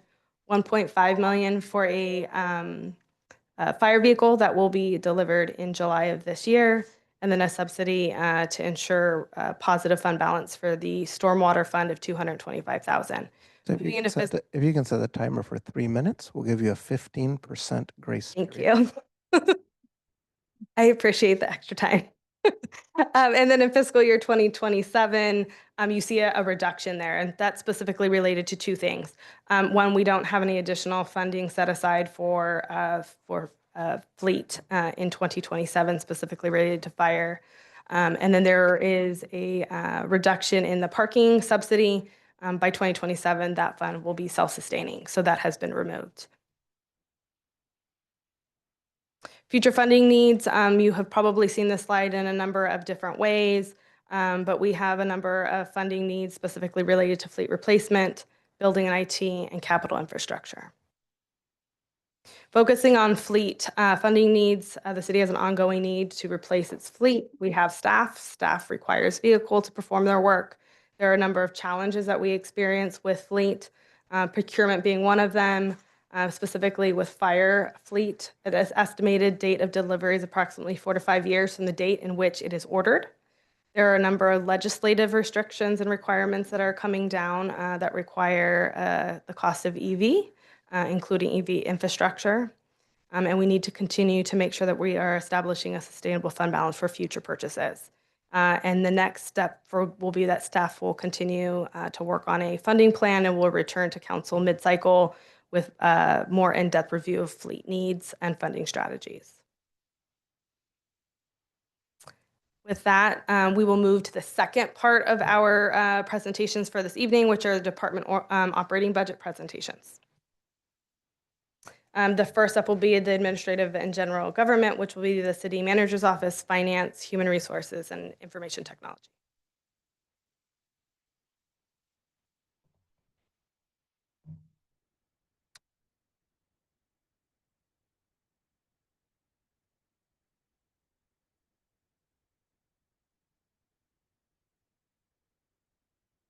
All right, good evening, Mayor and Council. Mike Yoon, Assistant City Manager, here to present to you this evening the fiscal years 26 and 27 biennial budget for the City Manager's Office. This is the org chart for the City Manager's Office. The City Manager, of course, leads all city staff, and assisting her in our leadership structure is one Assistant City Manager and 2 Deputy City Managers. The Deputy City Manager on the left of this org chart oversees the day-to-day management of the City Manager's Office, as well as emergency services and risk management. Notable proposed staffing changes here on this side are increasing a part-time security aide to full-time for City Hall security, and elimination of 1 vacant administrative specialist 3 position. The Deputy City Manager on the right side of the chart oversees the Public Information Office, where there is 1 proposed change in the college interns. We are reducing the hours in college interns to bring it down from a little under 1 FTE to a portion that is a little under 1/2 of an FTE. And also reporting to the Deputy City Manager here are the Legislative Division, which is functionally part of the City Manager's Office, but has its own section in the budget and is led by our City Clerk, and the Water Pollution Control Plant, which structurally reports to the City Manager's Office as well. Here are the priorities for the City Manager's Office. Of course, the City Manager's Office is charged with administrative policy and management responsibilities as designated by the Charter and the Muni Code. We have 6 priorities we have priorities in 6 program areas. In legislative affairs, we seek to pursue new and protect existing federal and state dollars. We are a city with many needs, and we rely on every dollar we can get. So our legislative affairs program will be working hard to protect that funding. In community relations and communications, we want to saturate the community with information about city programs and services with the goal of increasing community awareness and participation. In risk management, our goal here is to lower risk and reduce our loss ratio. We are part of a joint powers authority for liability and financial protection. And if we exceed 180% in loss ratio for 4 years straight, we are at risk of being expelled from that JPA. So currently we have exceeded 180% for 2 consecutive years. We would like to right our course and not face expulsion. So therefore, we are looking to reduce our losses and maintain our membership and coverage through that JPA. For emergency services, we will strive to plan and train the staff as well as community in San Leandro to be prepared in the event of an emergency. And oftentimes this is in a situation where we simulate a full-scale emergency response to an emergency. For parking services, we seek to improve the equipment infrastructure that supports the parking program, and also to make the parking fund self-sustainable by fiscal year 27. And in our water pollution control plant, we would like to explore ways to utilize modern technology to monitor the city sewer system with the overall goal of lowering costs. Here are the performance measures for the City Manager's Office. The first 4 you see here is for what you consider your typical City Manager's Office, and then the 5th one is for our Legislative Division, and the last one is for the Water Pollution Control Plant. But we would like to achieve a positive percentage increase in the Community Satisfaction Survey. This is a survey that is conducted every 2 years, and another one will be conducted this year. We would like to conduct at least 1 full-scale emergency response drill each year for staff. We seek to resolve 80% of liability tort claims within 180 days. We would like to increase the number of followers to city social media by 5% each year. We would, in our legislative department, we are working to transition from at-large voting to district-based voting by June of 2026. And for our water pollution control plant, we seek to clean 80% of the city's sewer system annually. Here are the general fund costs for the city manager's office. This details the changes that you see in the upcoming budget as well as the last few years. Focusing on the proposed budget, the last two columns, you will see that we are proposing to reduce the number you will see that salaries are being increased in fiscal year 26 and fiscal year 27. This is largely due to increasing costs of salary adjustments and benefit increases. Director Gonzalez touched on this a little bit, and you'll see this consistently throughout the city. As part of expenditure reductions, the city manager's office significantly brought down the level of planned expenditures in services and supplies. You'll see that we are going down there considerably. And then you see an increase in the internal service funds for fiscal years 26 and 27. This is, as Director Gonzalez stated earlier, due to implementation of a new ERP, as well as the need to focus on fiscally responsible and sustainable asset protection citywide. So overall, you'll see in fiscal year 26, there's a 4% reduction in the city manager's office budget, and then a slight increase of 3% in fiscal year 27. This slide details the general fund changes in the city manager's office budget. For reductions, we are proposing to reduce the number of hours for our college interns, as I stated previously in our org chart. We are reducing planned expenditures for consulting, communications consultants, general consulting, professional team development, and space planning.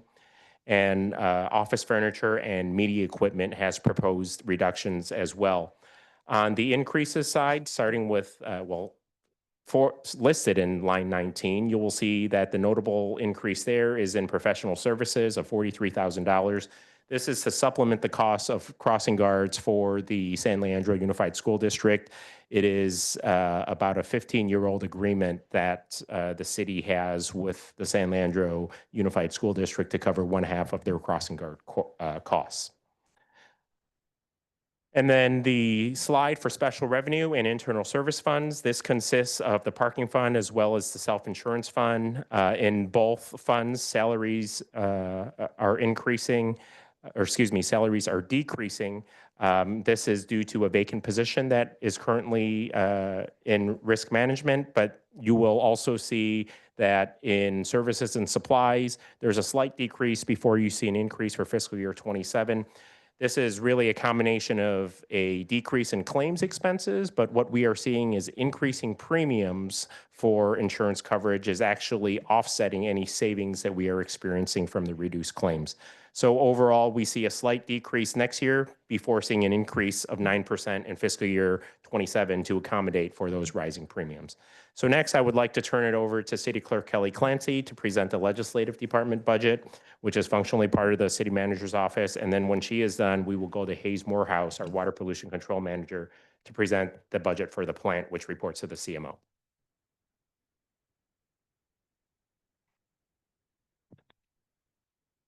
Thank you, Assistant City Manager Ewan. Good evening, Mayor and Council members. Tonight, I'm here to introduce the legislative portion of the budget. The City Clerk's office is structured with 3 full-time employees, a City Clerk, a Deputy City Clerk, and an Administrative Assistant. We also collaborate with the City Attorney's Office and the City Council. This slide, you will see an increase in the fiscal year 2027 budget, which accounts for the unique circumstances because in 2027, we will be conducting 2 significant elections. After this evening's meeting on June 16th, there will be an ordinance before you to propose a ballot measure for 2026 for the district voting. So that will be a special election in June, lumped in with the June primaries. And then we will have the regular election in November of 2026. So the city will have to hold 2 elections in the same year, and we are billed in the same fiscal year 2027. On this slide, we talk about the general fund changes. You will note that the travel and training budgets for the City Council, as well as technology allowances, have been reverted to the amounts specified in the 2022 council handbook per the adjustments made by the Finance Committee. You'll note that last year, council spent $57,052 of the budgeted $85,000 travel and training budget. This year, we are proposing to have a $52,000 set aside for travel and training budget for the city council.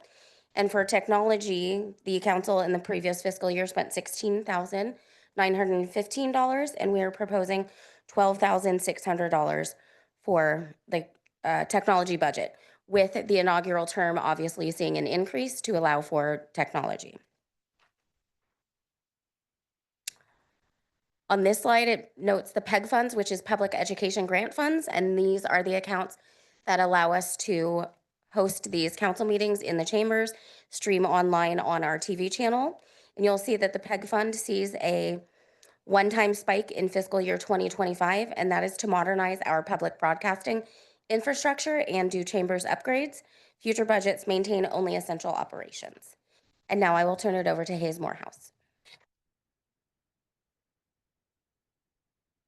Oh, thank you. My name is Hayes Morehouse. I'm the Water Pollution Control Manager here for the City of San Leandro. This is the Water Pollution Control organizational chart. I have 6 direct reports. The division includes the collection system, the plant, and the environmental services section. We currently have, our current budget was 41 and FTEs, and we are proposing to eliminate 1.5 FTEs, a college intern, and a public works services manager position. Neither of these positions have ever been filled. We decided to not include them. Overall, this enterprise fund includes both the Environmental Services Fund and the Water Pollution Control Fund. Across both these funds, we've seen increased salaries and benefits as a key driver of the 13% increase that we're requesting. We also saw some of our fixed costs increase. So I think, tonight we approved a contract for $830,000 for biosolids removal. That cost has doubled over the last few years from the last contract we had, and we've had other fixed costs that continue to accelerate. We also are working, including funds for proactive maintenance of the treatment plant and the collection system to make sure that we continue to provide reliable service.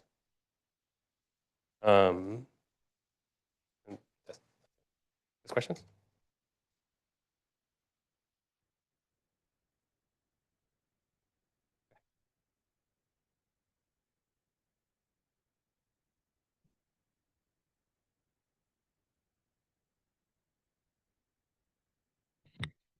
Thank you. I'm Nicole Gonzalez, Finance Director.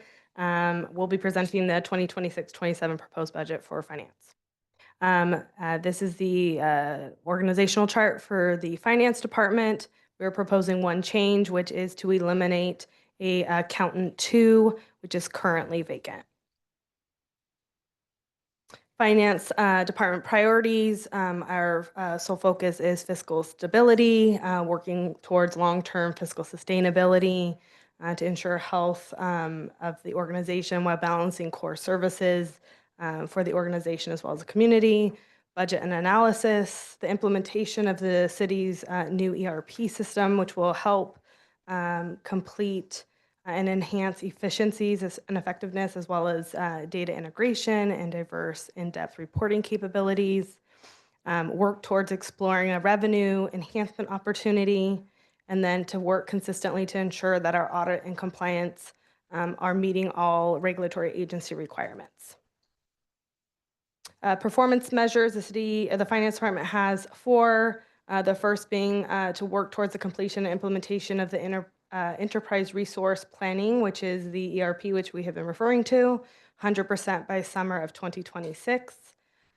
Percent of business license issued within 14 days. Current target is 98%. We look to increase that in future years. A percentage of ACH or electronic invoice payment processing. We will have that capability with the new system and look to increase the number of electronic invoice processing by 25% in fiscal year 2027, and % of time that city completes its bank reconciliations within 30 days from the month-end close. We're looking to increase that to 70%, 75%, and then in fiscal year 2027, increasing that to 90%.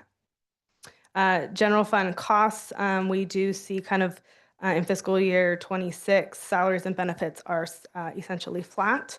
This does take into consideration a number of positions that are vacant, including the elimination of the accountant 2 position. This does include all increases associated with labor groups, as well as any costs associated with CalPERS and or medical. You will see that there was a decrease of about $400,000 in fiscal year 26 over services and supplies. No budget for fixed assets. Internal service funds, there is about a $250,000 increase. Again, that is attributed to the different internal service funds that we spoke about earlier, which includes the insurance or the risk fund, as well as IT with the implementation of the ERP system, and no debt. So a decrease of 1% over fiscal year 2025 for a total cost of about $5.1 million in fiscal year 26. A slight increase of $5.2 million in fiscal year 2027 at 3%. And the majority of that increase is related to salary adjustments as well as anticipated cost increase for CalPERS and medical. Some of the proposed general fund changes, the city has a total reduction of about $380,000 in fiscal year 26 and just over $200,000 in fiscal year 2027. The significant increase is related to, again, the elimination of the accountant 2, which is vacant, as well as a reduction in our consultant costs. And again, those are based on our current contracts. And so we did bring down that service level in fiscal year 2026. And then there was a total increase of $27,500 in fiscal year 2026 to account for our participation in the GFOA program, as well as an increase in bank charges and county administrative fees as well. So total net change in fiscal year 26 of $350,000, and in fiscal year 2027, a net savings of just under $190,000. Thank you. Good evening. I'm Emily Hung, Human Resources Director, here to present the Human Resources budget. The Human Resources Department is currently comprised of 12.25 FTE. Our staffing proposal includes the elimination of one limited duration HR technician position, which is currently vacant, but we are proposing the extension of 2 limited duration positions for ERP implementation. We're also proposing to convert 1 limited duration HR analyst to an ongoing regular position, and this position is the one that is focused on police department recruitment. We are also proposing to upgrade 1 senior HR analyst position to an HR manager position. So when HR was recognized as a department in 2022, I was promoted from manager to director, but there was no backfill at the manager level. And so HR is the only department in the city that does not currently have a manager or an assistant director. One would be very appreciated. The manager position would be responsible for oversight of day-to-day operations and be my backup, and would allow me a little more time to focus on high-level policy direction, strategic planning, and organizational health.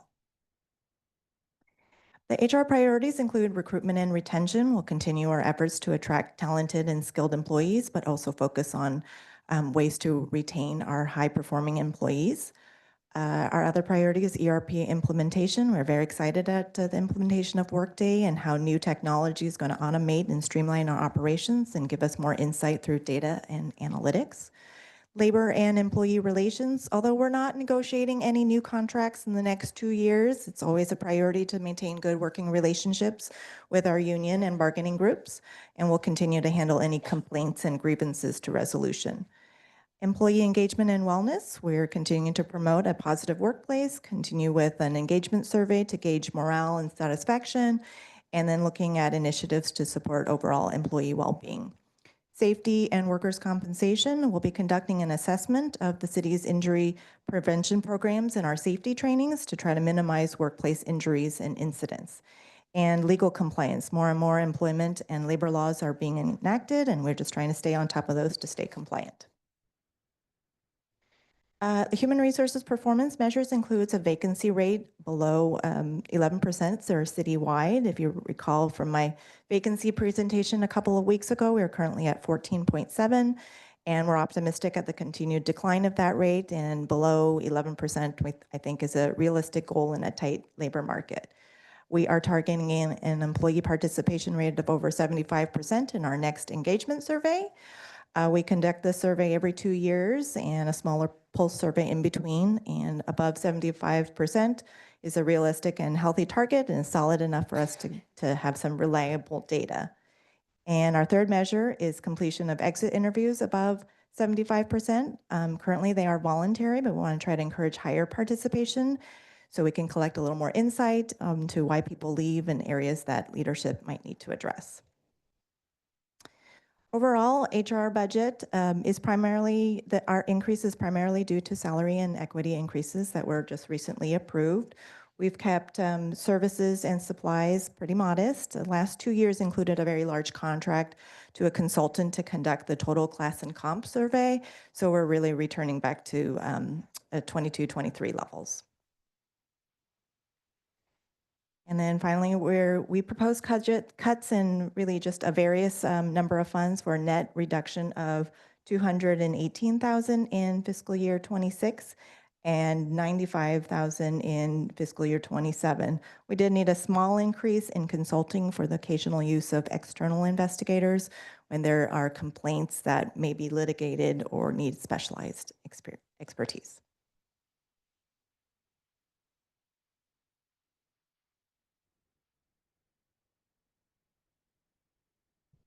Michael Steiner, Technology Officer, here to discuss the. You can move closer, just point it up. There you go. No, I'm okay. The Information Technology Department budget. Here is our IT org chart with the Chief Technology Officer at the top and 3 major divisions.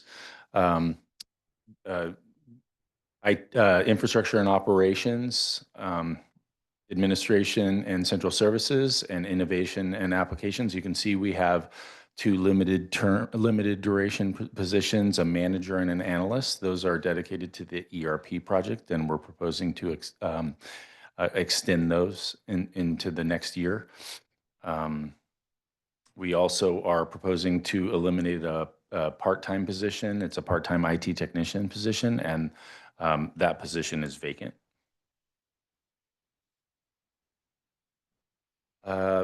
The IT department provides critical technology services to all city departments, responsible for developing and maintaining the city's technical infrastructure, business applications, network, data center, servers, storage, GIS, and help desk support.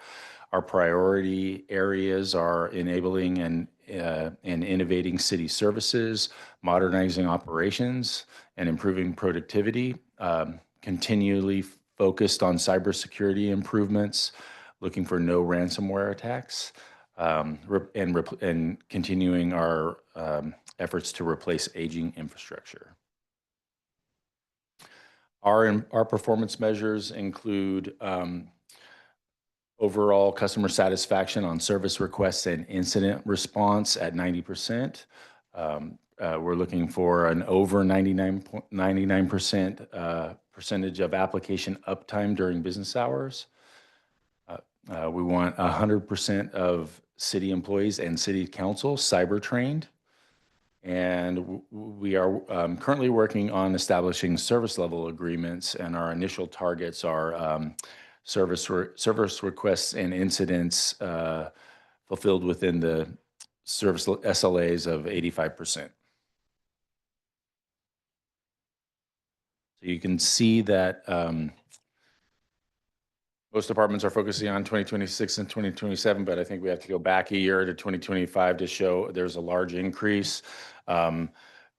Mainly that's because the ERP project was funded in the IT Internal Service Fund, and that started the majority of it in 2025 and continues in the proposed budget of 2026. So, and then you can see in 2027, the ERP project comes off. The significantly lower in 2025. there was also several major infrastructure projects. IT budget changes. You can see the part-time and the salaries and benefits were reduced for the part-time staff. And you can see the completion of the ERP implementation coming off in 2027. And some other smaller reductions.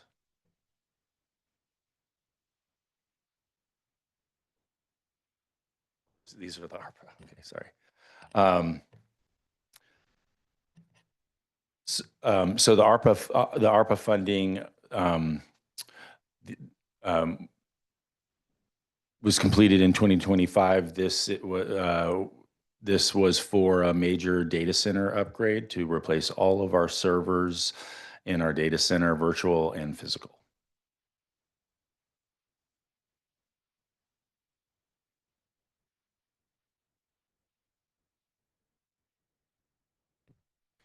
Good evening, Mayor, City Council, members of the public.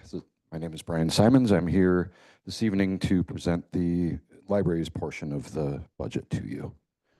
So the library org chart, you'll see a director at the top and who oversees 2 managers, as well as the adult services and youth services divisions. Each of those divisions has a supervising librarian, which oversees the day-to-day and heads the day-to-day.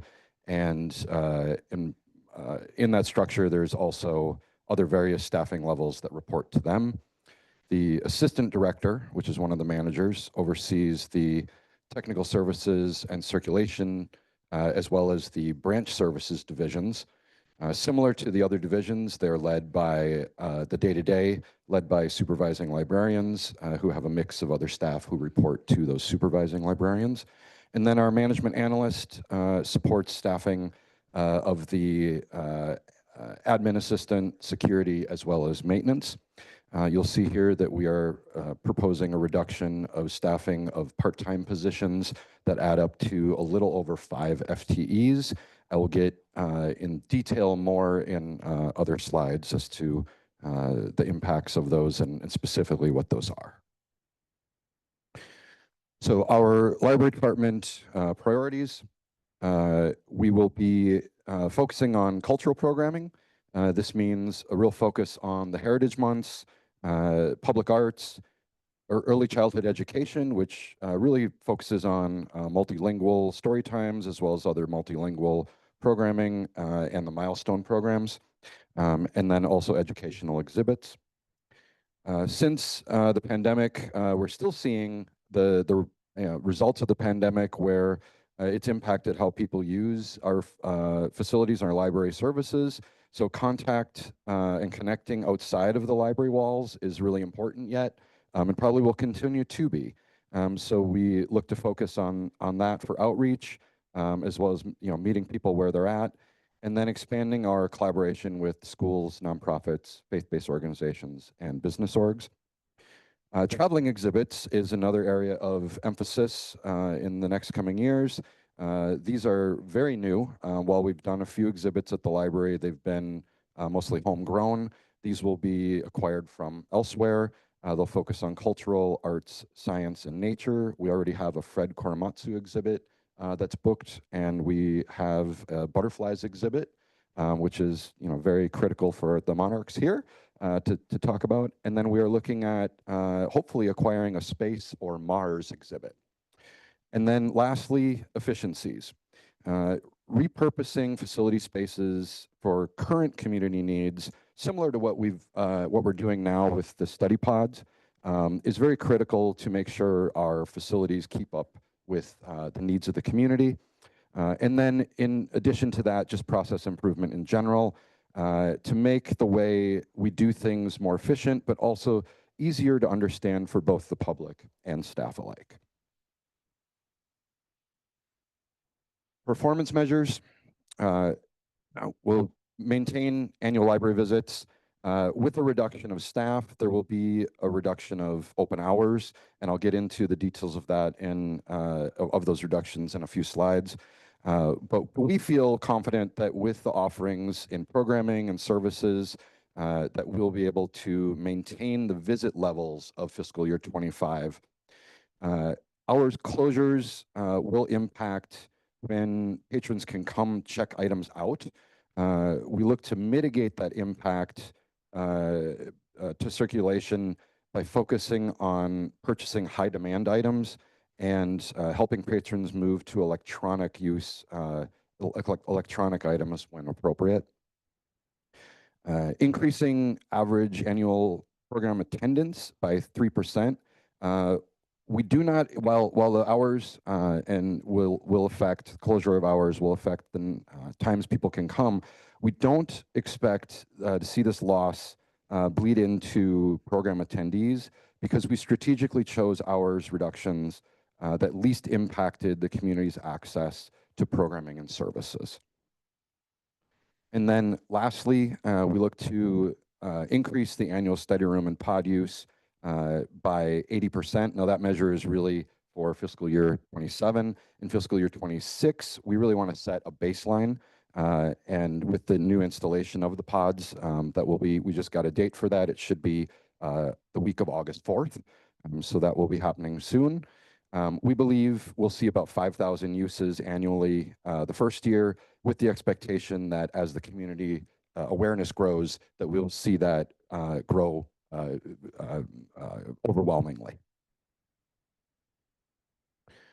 So our general fund costs, the library department really is mainly comprised of two large categories.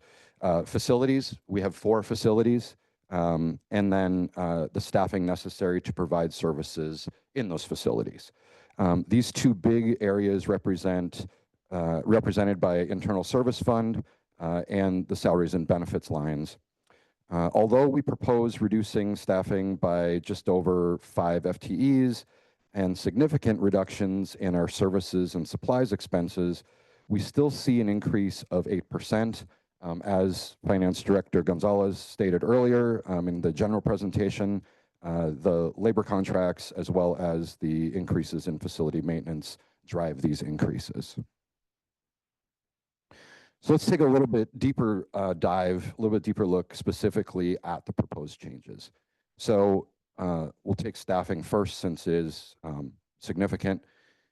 We will eliminate the part-time museum curator. The community impact there is that we will close the museum to the general public. However, we will continue to provide school tours, which account for over 80% of the museum use. So we're really preserving the lion's share of what the museum is used for and what the museum was created for. It was created specifically for 3rd and 4th grade tours. It also supports the San Leandro Unified School District curriculum. We will reduce part-time library aides and also convert part-time part-time security aides to 2 full-time security aides. Now, this community impact is not only a savings, but a positive impact. The security coverage will be more robust and more consistent. Additionally, we propose reducing part-time librarians, part-time clerks, and part-time maintenance aides. The community impact here, this is where we get into the details of the hours closures. With that level of decrease of staff, we look to eliminate Main and Manor branch Sunday hours, as well as reduce Monday open hours from to 10 a.m. to 5 p.m., currently open 10 a.m. to 8 p.m. We're very strategic in choosing these hours because they impact the community the least. Sunday and Monday evenings generally do not, we do not conduct programming, especially youth services programming. And the community typically does not use the library meeting rooms independently during those times as well. We also propose, in addition to the staffing reductions, we propose reducing the public arts funds, the Arts, Culture, and Library Commission advise, as well as reducing some adult programming services. The community impact here is minimally on the adult programming, but it does see a 33% less funding for public arts. And then the final reduction of note is to reduce new purchasing of audio, visual, print books, and electronic materials, and reduce program supplies. The impact here is we would reduce new purchases of materials by 31 or 32%, depending what category, as well as a 13% reduction in programming supplies, with a total reduction of 553,000 in fiscal year 26 and 365,000 in fiscal year 27. Special revenue and grant fund costs. These are mostly reflecting our literacy program grants and some other one-time service grants. In fiscal year 25, adjusted budgets show 411,000 in salaries and benefits. This represents an inadvertent budget carry forward. This was an internal process issue we've since rectified with the finance department. Historically, salaries and benefits under special revenues are related to the city's grant funding literacy program and are less than 100,000 each fiscal year. And beginning in 26, you will see that adjustment come to actuals of what we are anticipating. And lastly, I just want to point it out that there were reduction in hours. I want to point out that that does not impact the Mulford location, and that the Mulford location is, the replacement is still slated to reopen fiscal year 27. If council decides to continue with that project, that will come before council next week. Regardless of which library, whether it's the existing facility or new facility, the fiscal year 26-27 budget affords reopening or continuing opening with the current hours, which is 12 hours per week, 1 to 5 p.m. Tuesday, Wednesday, and Thursday. Thank you. Turn it over to Rec now.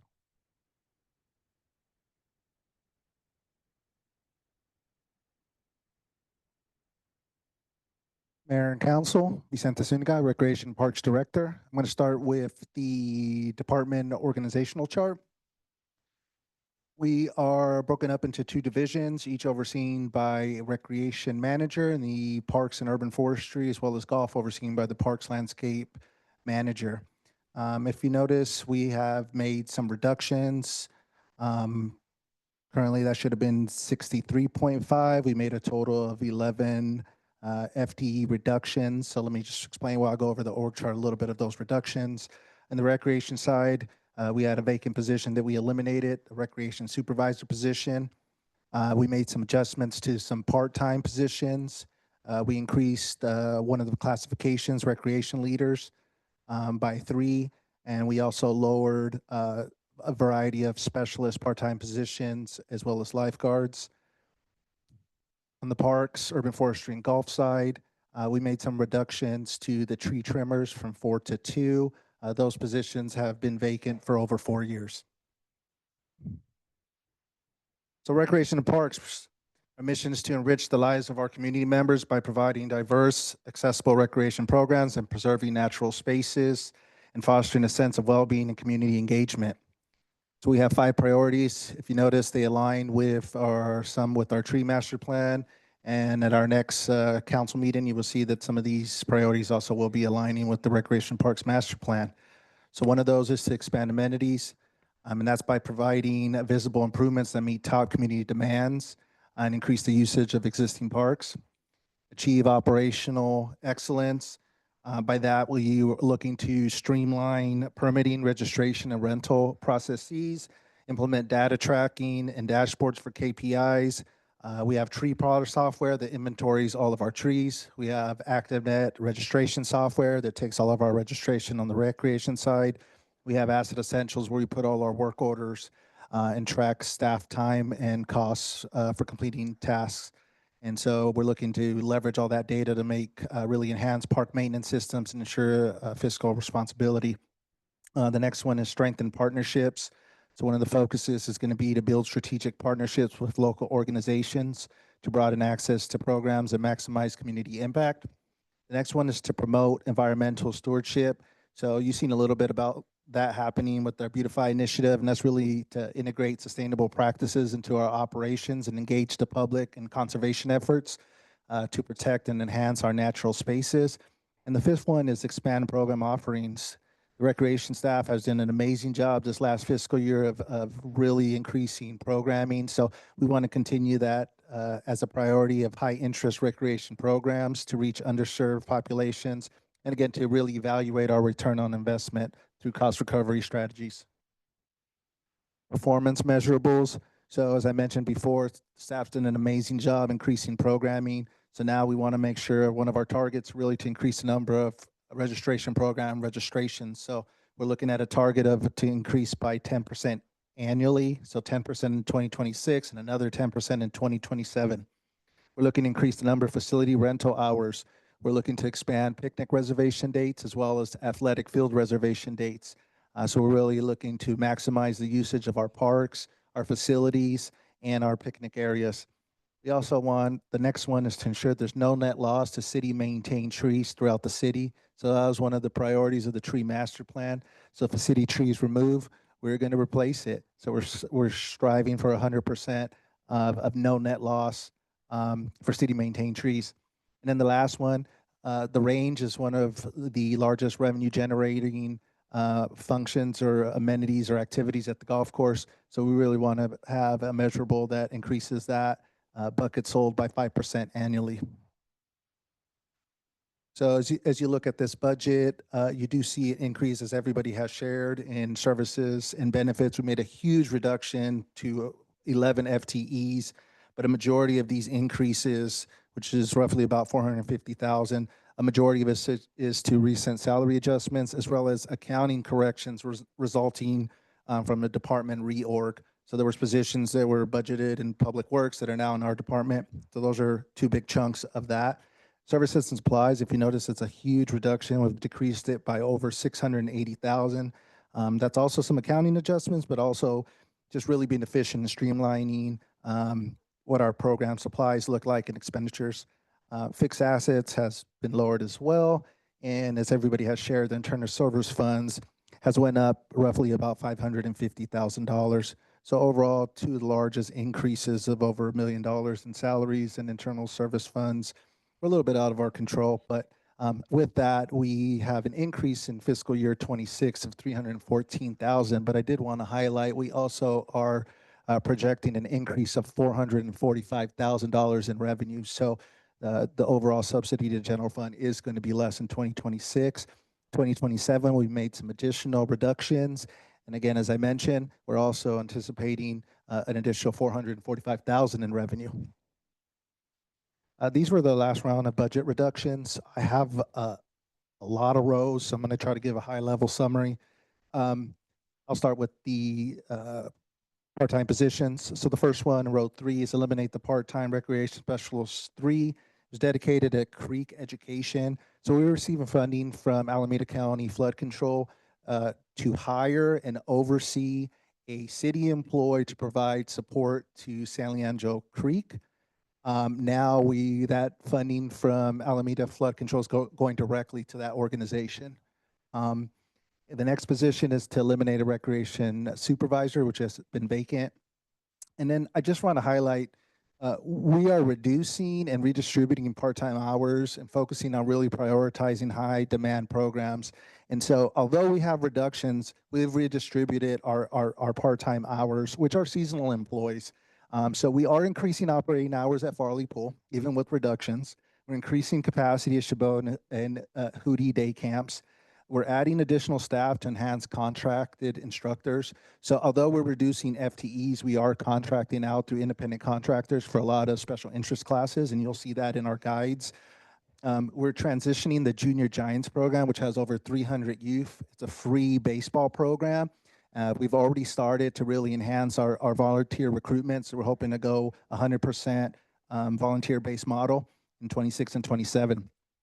We're eliminating the park reservation specialist positions, and those were really customer service related positions that helped with the reservations.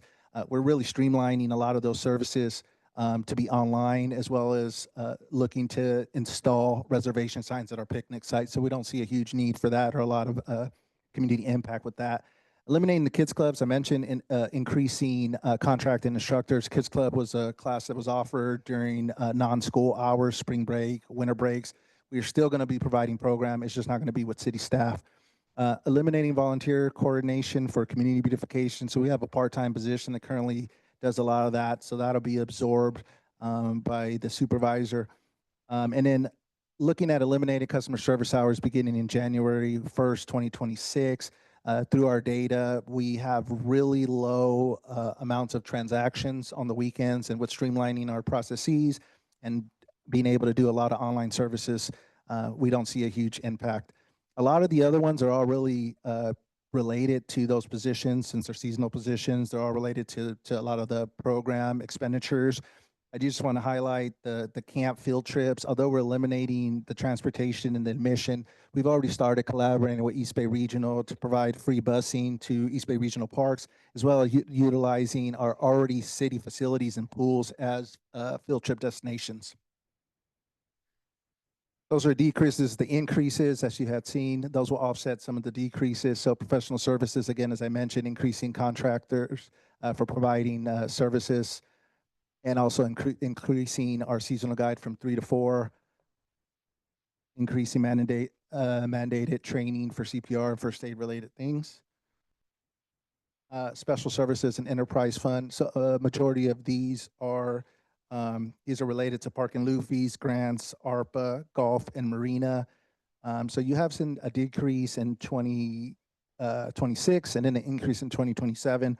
A lot of that has to do with some budgeting for some major facility improvements and course maintenance, as well as we also are planning to budget, I believe for the first time in a very long time, for riprap repair, maintenance repair, upwards to $350,000, as well as increased funding for tide gate maintenance, which is sorely needed.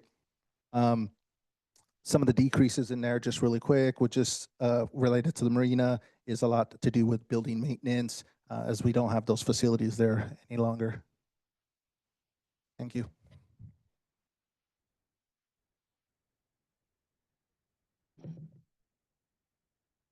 Good evening, Mayor and Council. Jessica Lobodon, Human Services Director.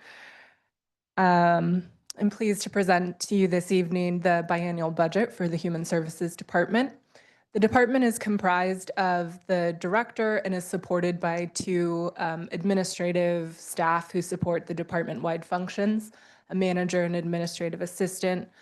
Notably, we are proposing an elimination of the vacant management analyst position, which was approved as part of the FY24, FY25 mid-cycle adjustment process. That position, again, has been vacant since it was approved. Other notable changes to the organizational chart include adding 2 full-time equivalent staff in senior services to support customer service functions and facility functions. These were previously managed by the Recreation and Parks Department, and it's part of the ongoing administrative cleanup of separating these 2 departments. Other notable features of the organizational chart, there's really 3 core components of our department to provide senior services, homelessness response, and community outreach and support. The Human Services Department advances equity and well-being in San Leandro by funding and coordinating programs that address homelessness, support seniors, and strengthen community-based services. To that end, over the next 2 fiscal years, we have 4 primary priority focus areas. We'll be working on preventing homelessness in San Leandro through launching the Homelessness Prevention Rental Assistance Program, and through exploring the development of youth-focused programs that really address prevention of homelessness and joblessness among the youth in our city. We'll be looking to expand and enhance senior services through implementing the age-friendly action plan and through diversifying senior community services, as well as through really focusing on being efficient in our space utilization of the senior community center. We'll also be looking to support local service providers through continuing to seek external grant funding to address the growing community need that our nonprofits support while limiting the impact on the city's general fund. Additionally, one of our core priorities will be sustaining the alternative response unit. And lastly, we'll be focusing on strengthening data evaluation and accountability. Now, more than ever, it's very critical that as a department, we are very clear about where our limited dollars are going and working to identify baseline data across all of our grant-funded programs. Across fiscal year 26 and 27, there are 3 performance measures that we'll focus on. The number of individuals served through organizations receiving community agency program grant funding. We'll focus on increasing the number of Flex Ride program members by 5% annually, and we'll be tracking the number of unduplicated individuals served with interim housing at the Llewellyn Navigation Center annually. These are new performance measures, and so we're really working to identify the baseline data across these core service areas. Here I'll focus on some of the notable changes that we see from fiscal year 25 to 2026. We see a slight decrease in our salaries and benefits, which is based on the elimination of the vacant management analyst position. We see a significant reduction in our services and supplies, and I will call out that the 5.7 million budget for FY25 is comprised of not only our baseline budget that was authorized through the biennial budget process, but also through contracts that were carried forward and through council authorized funds that occurred throughout the fiscal years.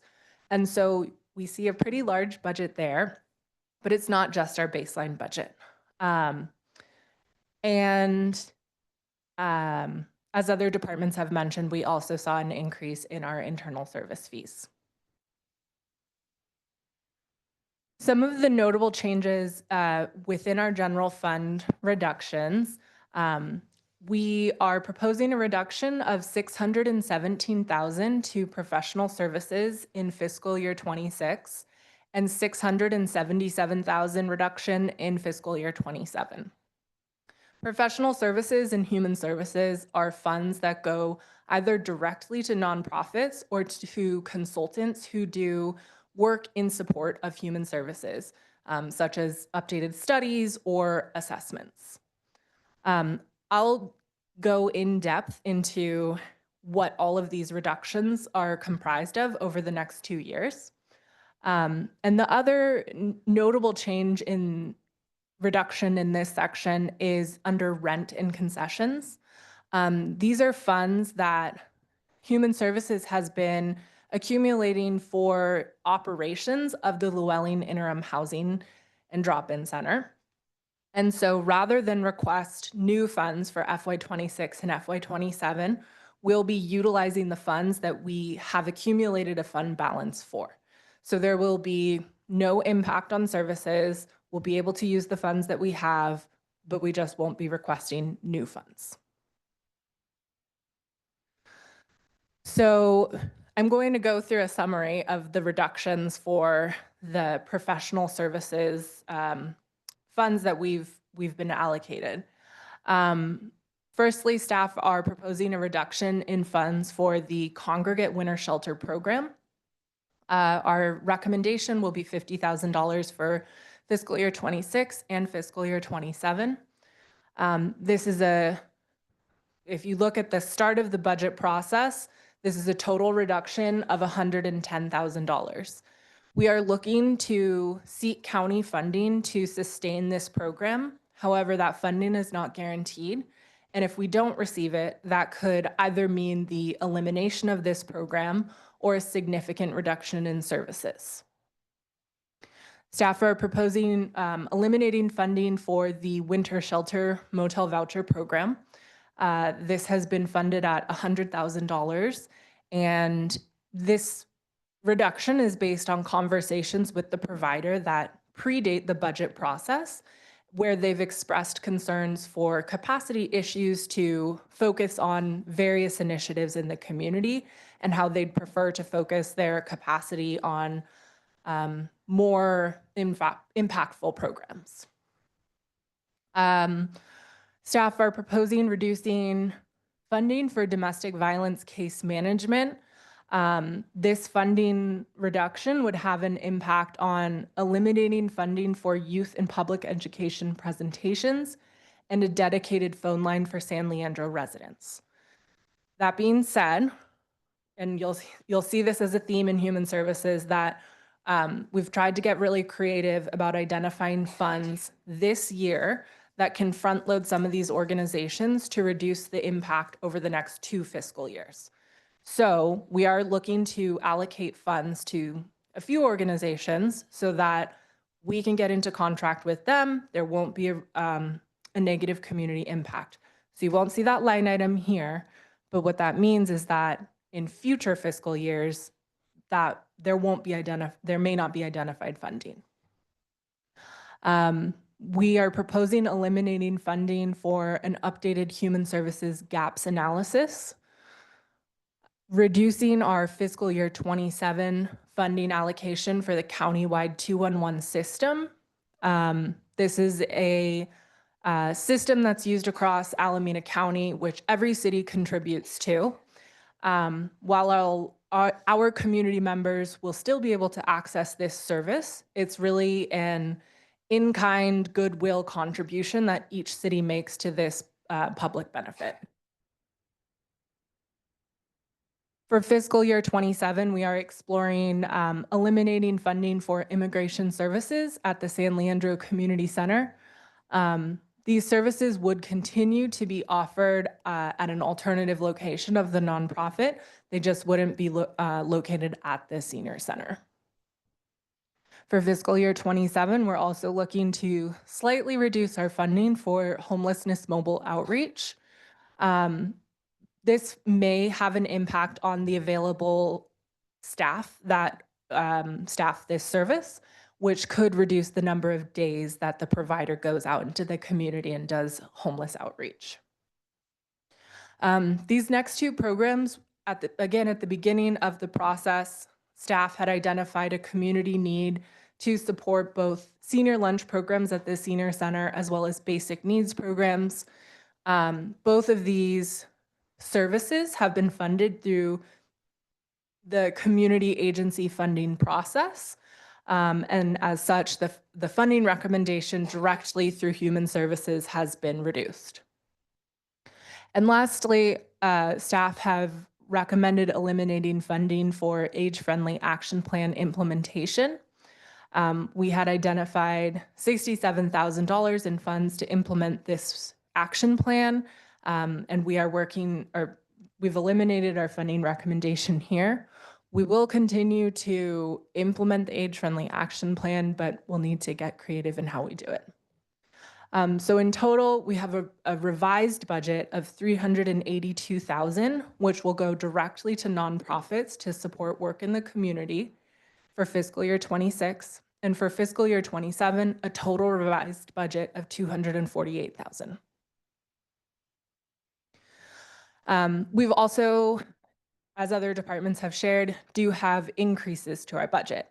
Notably, we are seeking ongoing general fund support for the Alternative Response Unit, which was previously funded through ARPA funds. Our ARPA funds will carry us through the majority of fiscal year 26, but we will need a portion of the fiscal year 26 covered through the general fund, and we'll need the full fiscal year 27 covered through the general fund. So in summary, our net change for human services is a $1.5 million reduction for FY26 and a $244,000 reduction for FY27. Under special revenue, we are also seeing a reduction, notably in our services and supplies funds, with a slight increase in our salaries and benefits. I will share, however, that some of our special revenues come in halfway through the fiscal year at times, sometimes even 3/4 the way through the fiscal year. And so it's possible that we will receive additional special revenue funds that we have yet to know about. Thank you.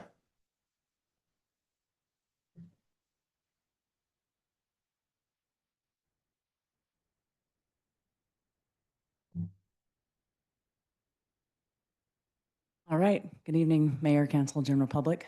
Paige Bowie here to present the fire department's portion of the budget this evening. All right, here's our organizational chart. In general, our suppression staffing remains unchanged. We have 63 firefighters, as well as the supervision of battalion chief, division chief, fire chief, and fire marshal. You will note the plan check positions with the strike through, as these are part of the proposed budget cuts. These are vacant positions we have eliminated, and there'll be more details to come on the coming slides about that. We will continue to provide the regional services that you see that we've always provided. So our current fire department priorities, they are driven by our mission and our core values. And I'll start off, current priorities of our fire station alerting system replacement, just briefly. This has already been mostly funded, but it is, you will see when you look at our general fund, significant increase from 23 to 24, and I wanted to say that this was partly because of this. This large project will begin late this year and will improve the health and safety of our firefighters. An alerting system, ours is decades old, and basically what it does is wakes our firefighters with bright lights and loud noise in the middle of the night, and as you might imagine, not good for their long-term health. So this new system is much, much better for our firefighters' health, allows them to hopefully not spike their heart rate quite as high and do their job a little bit better and serve the community better. So thank you for that. Community emergency response training and personal emergency preparedness remains a top priority. Emergency response, of course, is our bread and butter and the heart of what we do, but in so many ways, preparedness and prevention are equally as critical, and we will continue to provide education and working with the community on that. At the bottom, two of our newer, larger priorities, Director Lobadan already mentioned the alternative response unit. This is a true partnership with fire and PD and human services. This unit is providing a critical service, averaging 10 to 12 calls a day. In addition to giving PD a bit more capacity to run 911 calls, the unit has made significant relationships with respite shelters, connected dozens to substance use abuse and medicine services. And notably recently has really made strides with Care Court. It's probably one of the best operators in the state as far as we can tell in terms of making recommendations and referrals. And we're working very hard to get some of our more chronic clients the help they need. So more information to come on that. Lastly, fire system station replacement, excuse me. Fire stations 9, 12, and 13 were built in 1969, and they do require replacement to meet current codes and standards. We do look forward to partnering with the city and the public to secure funding to build safe, accessible, and modern fire stations. This speaks obviously to the safety and health of our firefighters, but also to the community. The new stations can withstand earthquakes. They hold extra apparatus and personnel when we increase staffing for special events like the 4th of July or Red Flag Days, and they're very welcoming to the public.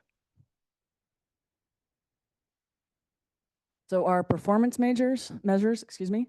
The first one, our Fire Code Administration meeting requested timeframe for plans checks. So the two positions that were eliminated are in that category. We usually, you'll see 90% as that goal.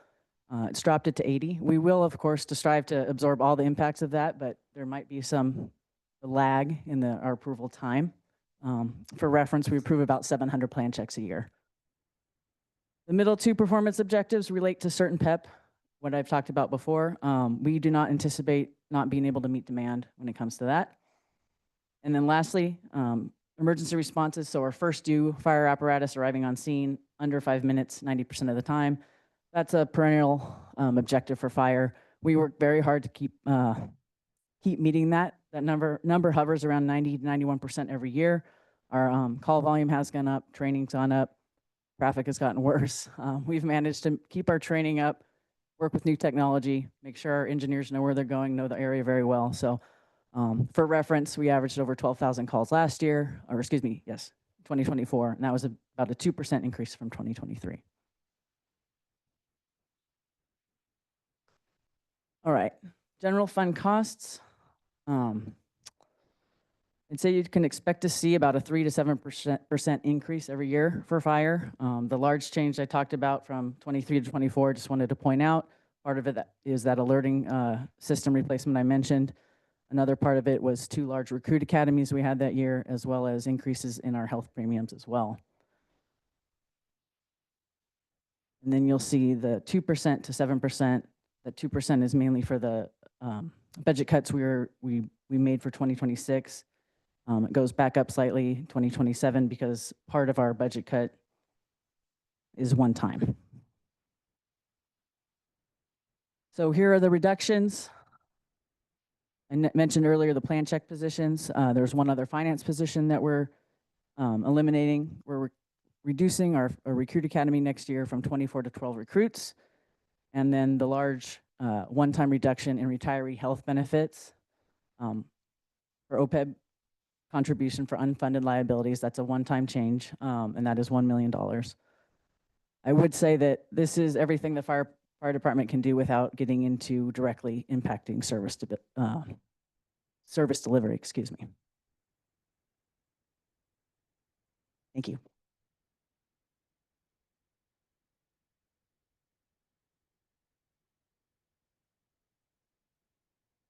Good evening, Mayor and Council. I am Angela Averett, the Police Chief, and I'll be presenting on the 26-27 biannual budget for the Police Department. This is the department's organization chart. The Police Department is basically divided into 2 sides of the house. On one side, we have operations, and the other side, we have services. The operations division is overseen by an assistant chief and includes patrol, investigations, animal control, jail operations, and the traffic unit. The services division is overseen by a captain and includes the professional standards, support services, which is dispatch and records, and business administration units. We are currently authorized for 138.4 FTEs, and we are proposing to remain at 138.4, and we are proposing to remain at 138.4 FTEs.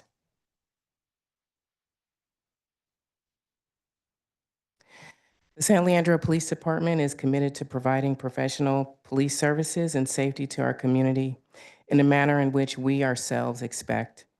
Our core values reflect teamwork, integrity, professionalism, and service. Our priorities include technology and data-driven policing, accountability and transparency, staff wellness and training, policy review, and recruitment and retention.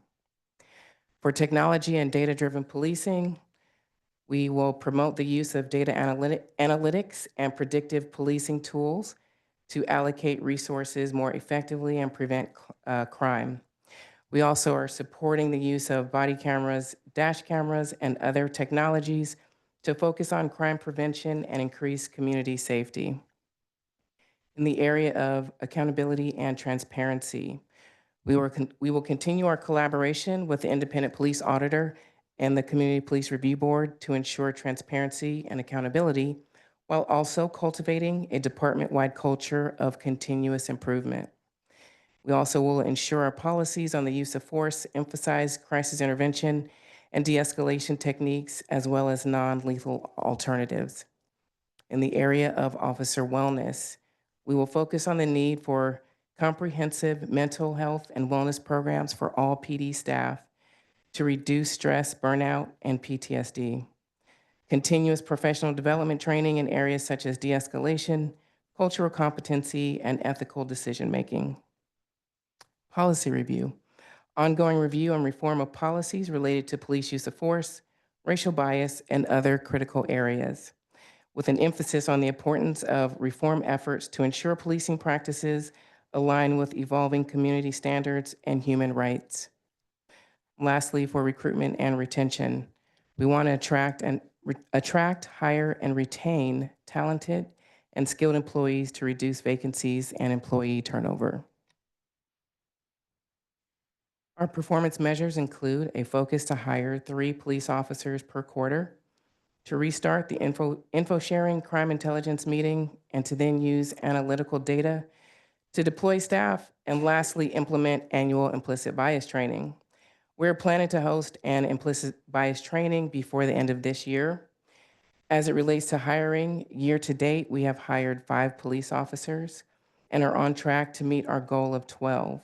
Last year, we hired 15 police officers, and so we hope to meet and exceed our annual goal.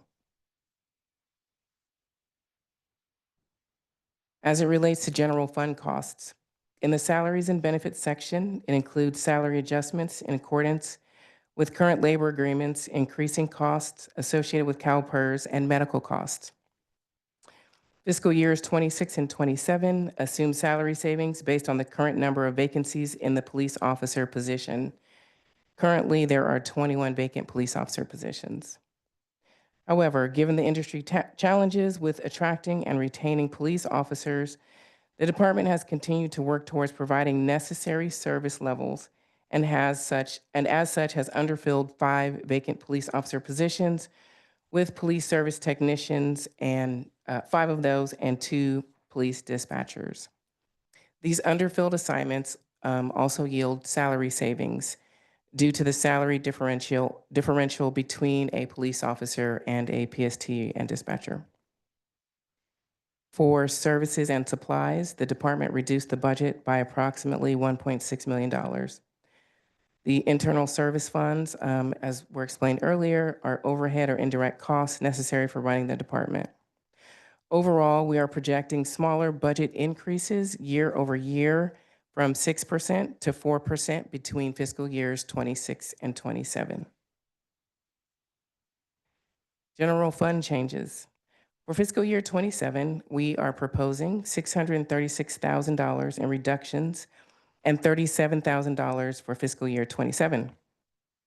These reductions include wellness program funding, employee recognition, non-post training, one-time expenditures, a reduction in recruitment ads, and reallocation of software costs to IT, which I'm sure they appreciated. Many of our increases are also due to rising service costs. There will be an increase of approximately $212,000 in fiscal year 26 and $35,000 in fiscal year 27. These increases include higher costs related to vehicle towing contracts, increased police academy costs, fuel, pre-employment backgrounds, and our animal services contract. And while we're on the subject of our animal services contract, there's a very high cost of providing animal control services in our city. Under the current budget proposal, we are only asking for a 6-month contract with the East Bay SPCA at a cost of approximately $180,000. The cost for a full year of services, however, hovers around $360,000. The police department has and will continue to research other more cost-effective alternatives. However, there's a very strong possibility that I will be before you in a few months asking for more money to cover the additional cost of our ongoing animal control contract. When adding the reductions and increases, the proposed budget has a net reduction change of $423,000 for fiscal year 26 and a slight increase of $1,350 for fiscal year 27. And lastly, special revenue costs. These funds include the Heron Bay Fund, Asset Forfeiture Fund, Fleet, and Grants Fund. The salaries and benefits encompass the Heron Bay Fund. The services and supplies include our fleet maintenance, and the fixed assets include our fleet. This concludes my presentation, and I will now hand it off to the Public Infrastructure Group.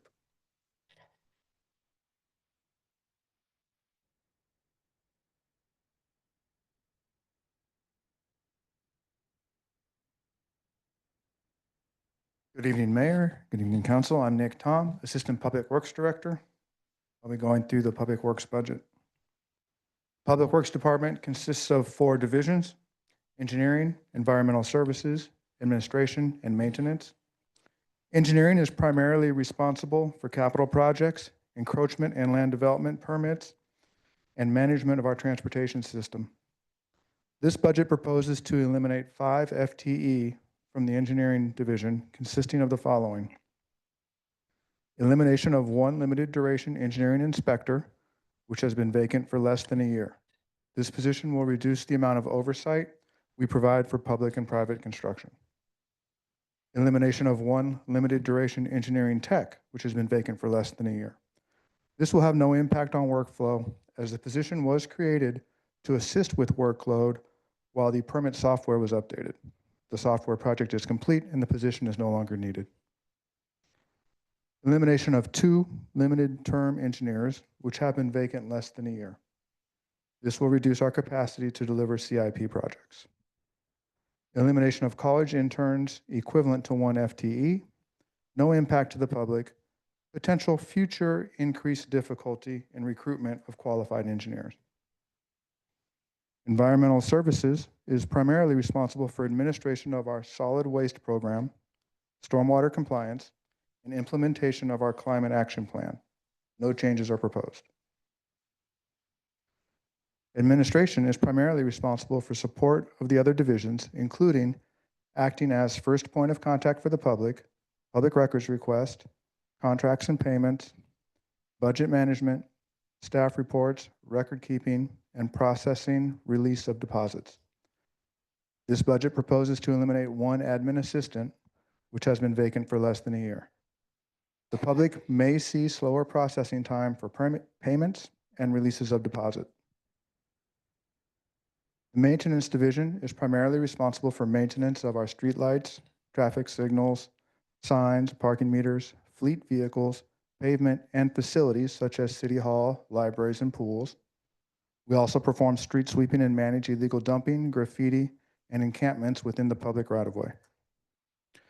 This budget proposes to eliminate 5 FTE positions from the Maintenance Division as follows: elimination of 2 maintenance workers, which have been vacant for more than 2 years, and elimination of 1.5 FTE part-time maintenance aides, all from the paving section. This will result in reduced capacity or longer lead times for pavement crack sealing, repair of potholes, sidewalk grinds, and pavement replacement.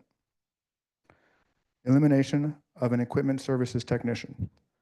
This position was added a year ago. Excuse me. This position was added a year ago to free up the mechanics from routine work such as oil and tire changes, but due to backlog in the HR department, it was never been filled. Elimination means work will continue as before without any additional support for the mechanics. Finally, elimination of a high school intern position, no impact to the public, potential future increased difficulty in recruiting maintenance staff. Overall, the budget proposes to reduce public works staff from 82.5 FTE to 71.5 FTE, a cut of 11 positions or 13%. Looking ahead to the next year, Public Works plans to make pavement maintenance, transitioning to electric vehicles, roof maintenance, and replacement of the Cary Haas pedestrian bridge a priority. We are also implementing the new bicycle and pedestrian master plan, as well as our trash-free San Leandro initiative. We plan to track 4 performance measures. We have set timelines for resolving facility service requests, removal of illegal dumping, not to be confused with encampment cleanups, repairing traffic signals, and processing of permit applications. For each of these, we have a target for how frequently we will meet the objective. This slide shows our historical and projected general fund costs. Column E is our current budget. The staff cost shown in E assumes we are fully staffed. However, we average about 10% vacancies across the entire department. The elimination of the positions listed in the org chart has resulted in a decrease of staff costs for fiscal year 26. Planned salary increases, as well as anticipated increases in benefit costs, raise this cost slightly in 2027. We have made minor adjustments to our service and supplies budget. The majority of this funding is used to buy materials we need to perform the work. We can't repair roads without asphalt. We can't repair buildings without parts. We can't repair vehicles without parts.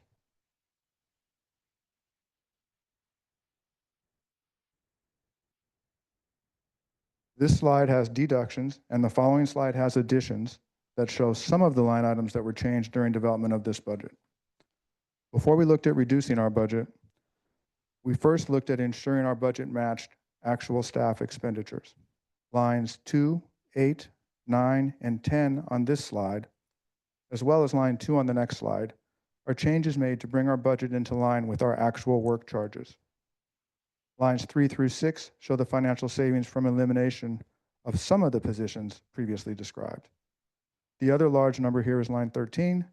This is an accounting change to reflect the department reorganization and is not a reduction in service. As mentioned, line 2 matches the budget with actual work charges by staff. Line 4 is an increase to the budget to cover enhanced encampment cleanups. This work was previously funded from ARPA funds. This is my final slide. It shows the cost of work not charged to the general fund. About 60% of public works costs are funded from these other funds. On the general fund slide, we saw a significant impact on the salary and benefit line due to staff reductions. We see a much smaller impact here as only 1.5 positions eliminated were charged to these funds. Line 3, services and supplies, includes gas tax funding for CIP projects and just thus varies from year to year. Line 4 costs are driven by vehicle purchases. We are making a push this year and in fiscal year 26 to buy heavy duty vehicles before fiscal year 27 when they're required to be electric. We want to delay purchase of heavy duty electric vehicles because at this time there are very few options. They are generally imported from other countries and durability has yet to be proven. Additionally, technology is changing quickly. Heavy duty electric vehicle availability is poor and the cost is high. In fiscal year 26, we also have funding for replacement of a fire engine. That's the end of the public works section.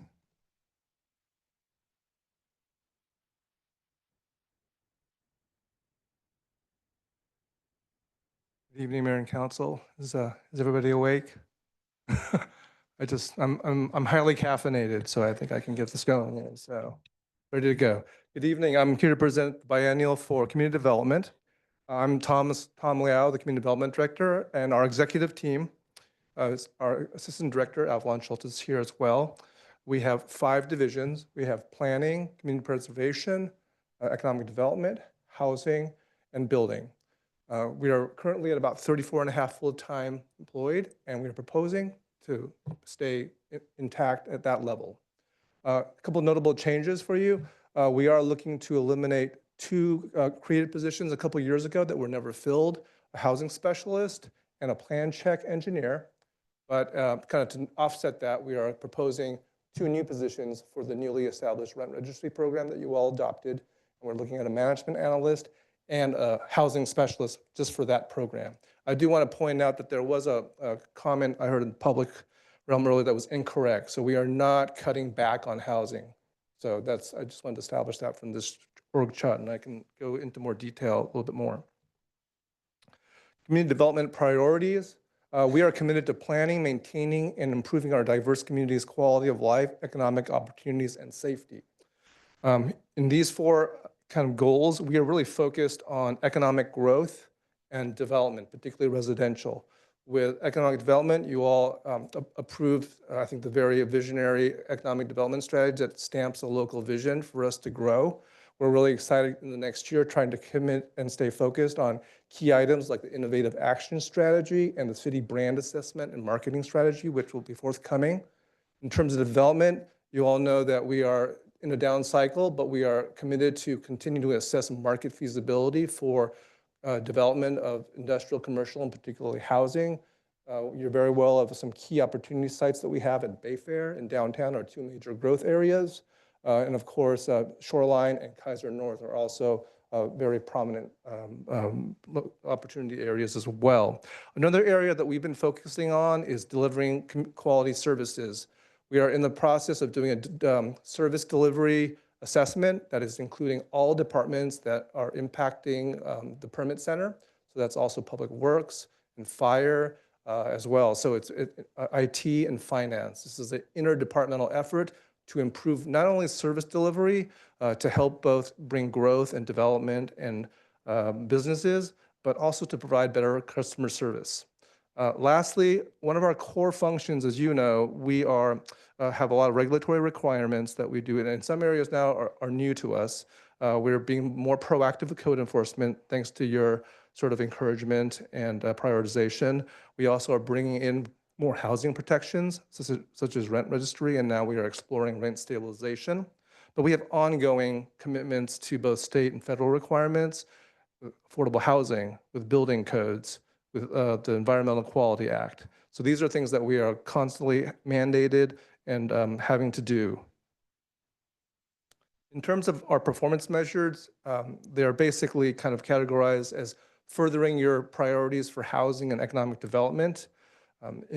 We have basically 4 that we're looking at. A lot of them are basically focused on better community service and also economic growth.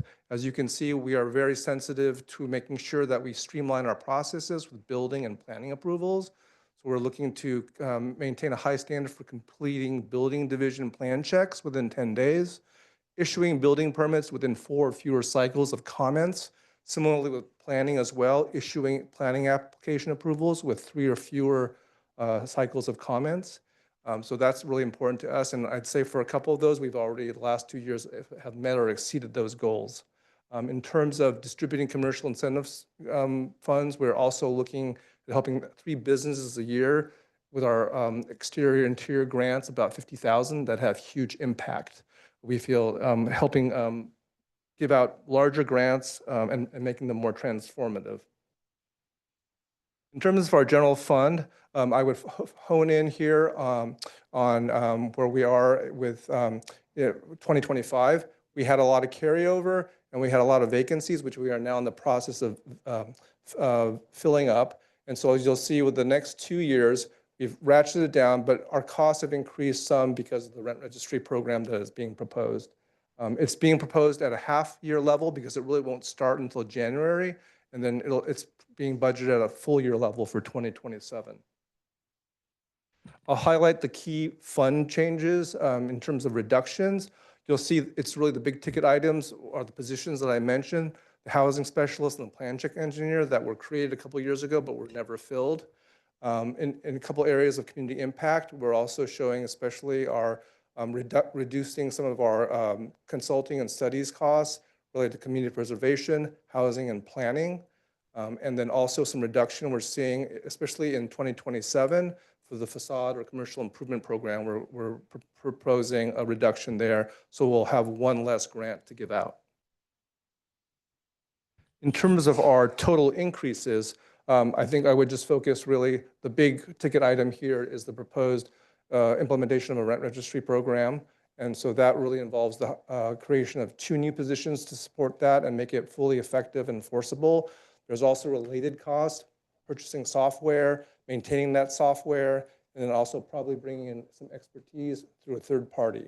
So that's really the big ticket item, I think, for us in our area for the increases. In terms of our 2026 proposal, we're almost 120,000 increase for the first year, but then we've ratcheted down to a reduction of over 50,000 for year 2. And in terms of the special revenue costs, we are a department, I believe, that prides ourselves in finding where the money is. So again, you can see that in 2025, over almost $6 million of that. A lot of that is tied to the Llewellyn Interim Housing Drop-In Center.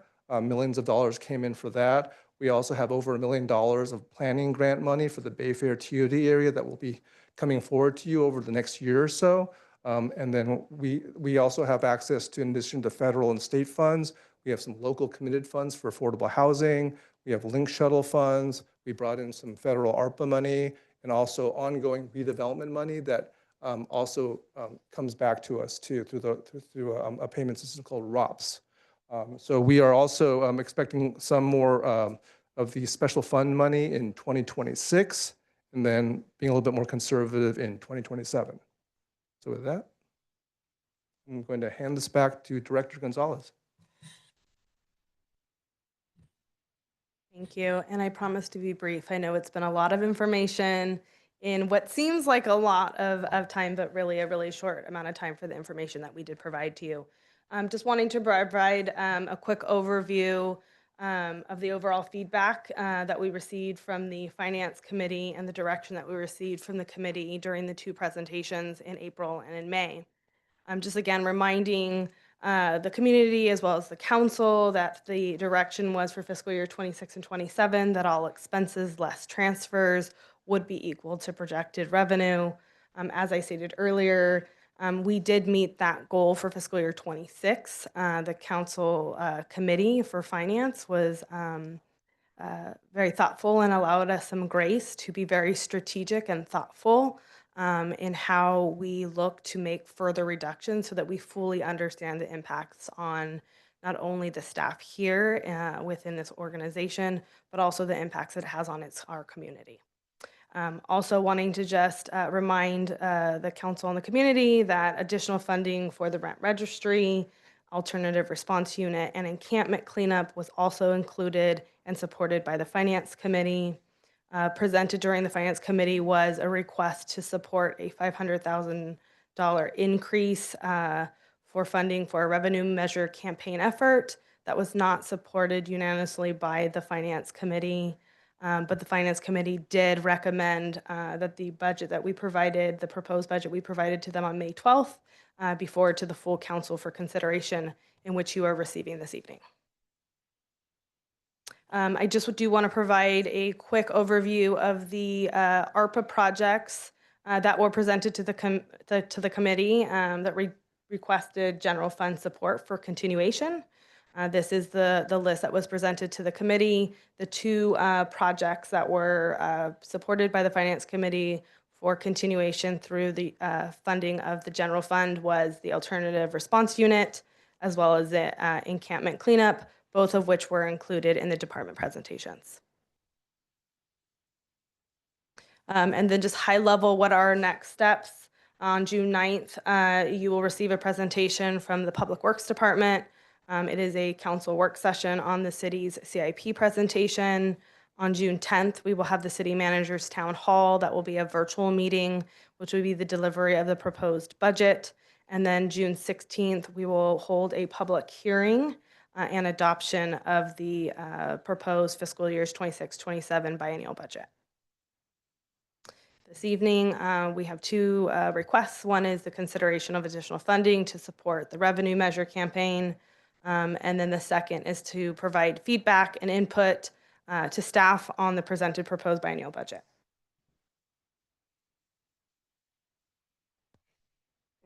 I mean, seriously, that was 2 hours and you guys were amazing. You gave us the right type of information. So I do want to thank you. I know a lot of work went into this. And I know you guys took a fair amount of browbeating or whatever the right term is from the Finance Committee, and you did respond. So we're very grateful just from the outset about all the information that you have provided us. At this point in time, what I'd like to do is be cognizant of the time that we have. Right, we've got 25 minutes till our assigned go to bed time, unless you guys choose to extend again. And out of courtesy to every council member, if every council member takes 5 minutes, that puts us past our time. So what I'd like to do is ask to see if there's willingness to extend past 11. And if there's not, that's okay. But let's just recognize in the questions that we ask, or we can just say, hey, I appreciate the thoroughness and I like what I see. Right? So we don't have to comment. So let's just kind of see where this goes next. Councilmember Viotis Walton. I'm sorry. Can we extend to 11:15? Okay, 11:15. Is there a second? Is there a motion? I'm going to go to I second the motion. No, we got a motion. I got a motion from Viotis Walton, second from Councilmember Bolt for extension of our time to 11:15. Please vote.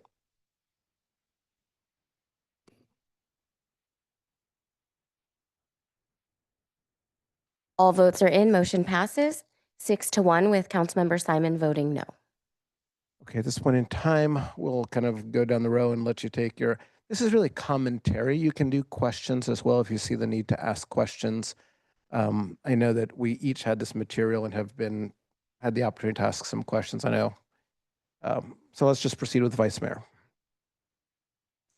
Thank you, Mayor. Thank you so much to everybody that's been working on this, and also to the Finance Committee for your work on this as well. This is incredibly dense, and I really appreciate all the hard decisions that were made.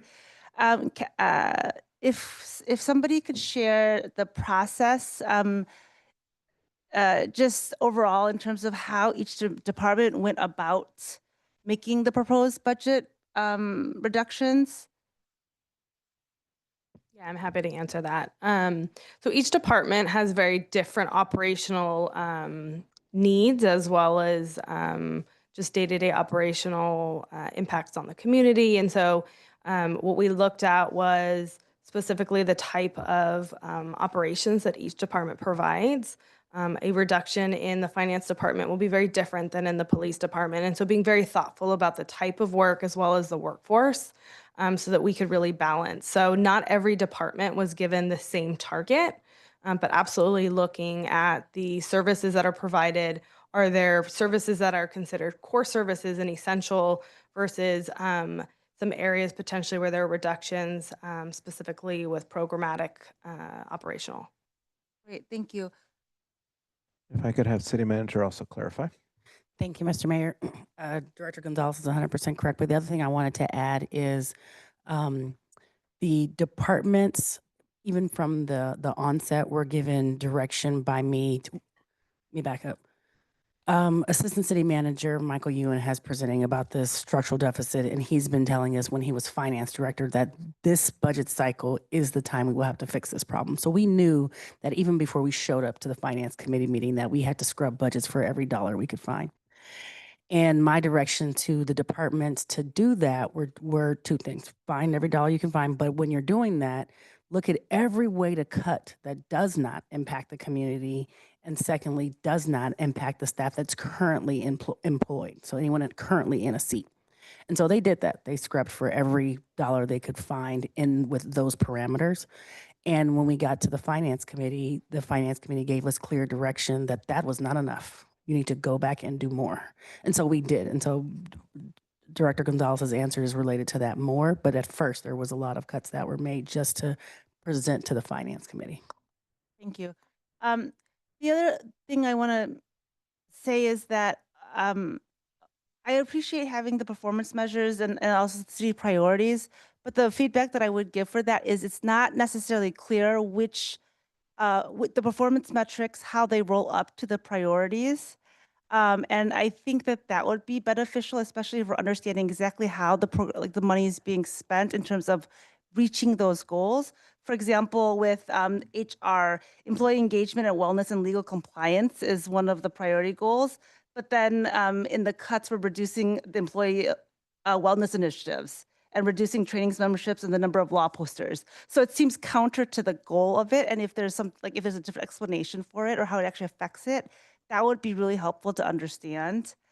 I only have a minute and a half left, but one of the things I was struck by was, and it's I'm sure that people are gonna say, of course you are, but SLUSD crossing guards, have we communicated with the school district about not providing that funding for it? Obviously, as we have like a Vision Zero policy as well. So I can take that, Vice Mayor. This is something that we have not had that discussion with the school district, but it's something that we will be exploring over the next year to see whether or not there are opportunities to readjust that funding level. Okay, thank you. I really appreciate I heard over and over again that, everybody's being really creative with how they're going to provide the programming still. And I believe that you all will. I really do. I just worry about us not really being able to do it because it's just going to be much more difficult to find the funding, or if there's not, you know, if the county doesn't come back with something or if there are more clawbacks. And so I would love, and I appreciate the fact that there's going to be that mid-cycle adjustment. I just really want to stay engaged and have really explicit and transparent progress on it. So if we can't find the funding, for us to really know that we can't find it, I don't want to just say that we're going to figure out a way to make it happen and we actually can't make it happen, because there's a lot that we're talking about that is directly impacting residents, especially their day-to-day just quality of life. Then I'm going to pass to City Manager for a quick comment. Thank you, Mr. Mayor. Just for a point of clarification for the record and the council members, is that the mid-cycle adjustment are more cuts from what the direction we had from the Finance Committee, and if the council concurs with that direction. I want to just put that on the record because I don't want someone to think that the mid-cycle will be we'll spend more money. It will mean we will find approximately 5.7 million for fiscal year 28 and another 8.1 million for fiscal year 29, and then whatever is necessary for fiscal year 27. So we're talking about significant cuts in the mid-cycle. Councilmember Bolt, please. Yes, thank you all. Appreciate the time and effort you put in. I heard about the 5 million emergency fund a few times. And so I think that's maybe something we need to look at. I feel like we talked about it before, and even during COVID, when that was a major emergency, we spent like 2 million of it and we put it back. So maybe looking at that, I don't know. I wouldn't say get rid of it, but maybe reducing that. Obviously, we put that money in there when the times were good. 20% recommended. That I believe you said that that's like a region type thing that a lot of. Yeah, it's a national government officers association. Often municipalities look to that direction for best practice. And so that is their best practice, is to have a 20% reserve balance for your total expenditures. And that seems legit. Like, I know they all say it, but to you, that's like, yeah, no, we need that. Absolutely. And we often refer to them when we're looking at policy development as they create specific standards as well as best practices. Okay, thank you. We talked about upgrading the fleets, and I think it's in a few different areas. It's not just one department, it's multiple departments. Maybe we reduce the amount we're upgrading and not, I don't know how. I know some of this is about going to electrical, and I heard the comment about, buying an electrical heavy equipment vehicle might not be in our best interest when it's one of the first ones off into the market, and then it falls apart and we're stuck holding the bag. So I agree with that. Buy something before we have to go there, and then it's grandfathered in for us. But maybe we don't need to buy them all, right? Maybe we can scale back the amount. Okay, so let me just move. Okay, go ahead. Yeah. Excellent question. We did consider carefully which vehicles to replace. In the proposed budget, we have funding in fiscal year 26 for replacement of a fire engine that is 4 or 5 years overdue for replacement. And we have replacement money. We have money to replace only the heavy duty vehicles that we wish to purchase before the expiration of our availability. If we had more money, we would be on schedule to replace other vehicles. We're delaying replacement of probably another dozen vehicles. So this is just the minimum. And there's virtually no money in fiscal year 27 for replacements. Okay. All right. Fair enough. Mike, on your slides, at one point you said risk management. That's our lawsuits, right? That's what you're talking about? On page 24, you're talking about risk management, and you're saying reduce it. You're saying try not to get sued as much. That's certainly one aspect of it, Councilmember Bolt. The other aspect is prior to a lawsuit, it is likely a claim. So even a reduction in claims would help. Okay. All right, thank you.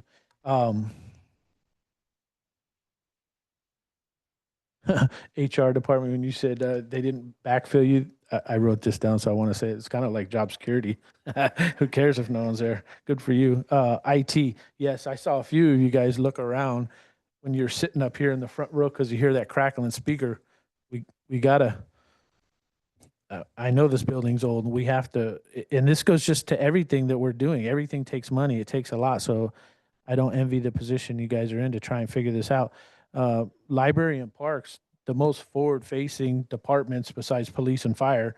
Sorry, Chief Everett, I see you gazing at me. But this, I think, is really important because we can cut a lot of things in the peripheral, but you start cutting back on parks and library, and this room will be full. So the least amount we can do there, the best. Across the board, a lot of these cutbacks were just unfilled positions that we're not going to fill. So good. So if we're finding ways like that and nobody's losing the job, I love it. But the hard truth is there's going to be some more down the road. I'm going to put an addition in here, which is the Memorial Day. I would love to see some support on Memorial Day. I know that's not an easy ask, but dang it. Okay, one more thing. I hear everybody talking about cuts, but I don't hear us talking about cuts. If we're true leaders, what does it look like for the council to have some type of cutbacks? Maybe we freeze our training for a couple years, or maybe we don't get paid for a year, right? Like, how do we participate in this, and what does that look like? And can staff come back to us and say, hey, no more, no, if there's any increases, but what if it's a 50% cutback in what we get as council members, mayor, and maybe it's half the travel budget or none of the travel budget for the foreseeable future until we have better days. I don't, maybe someone else wants to talk to that and make a motion. I'd second it. Okay, so we're going to go to Councilmember Aguilar next.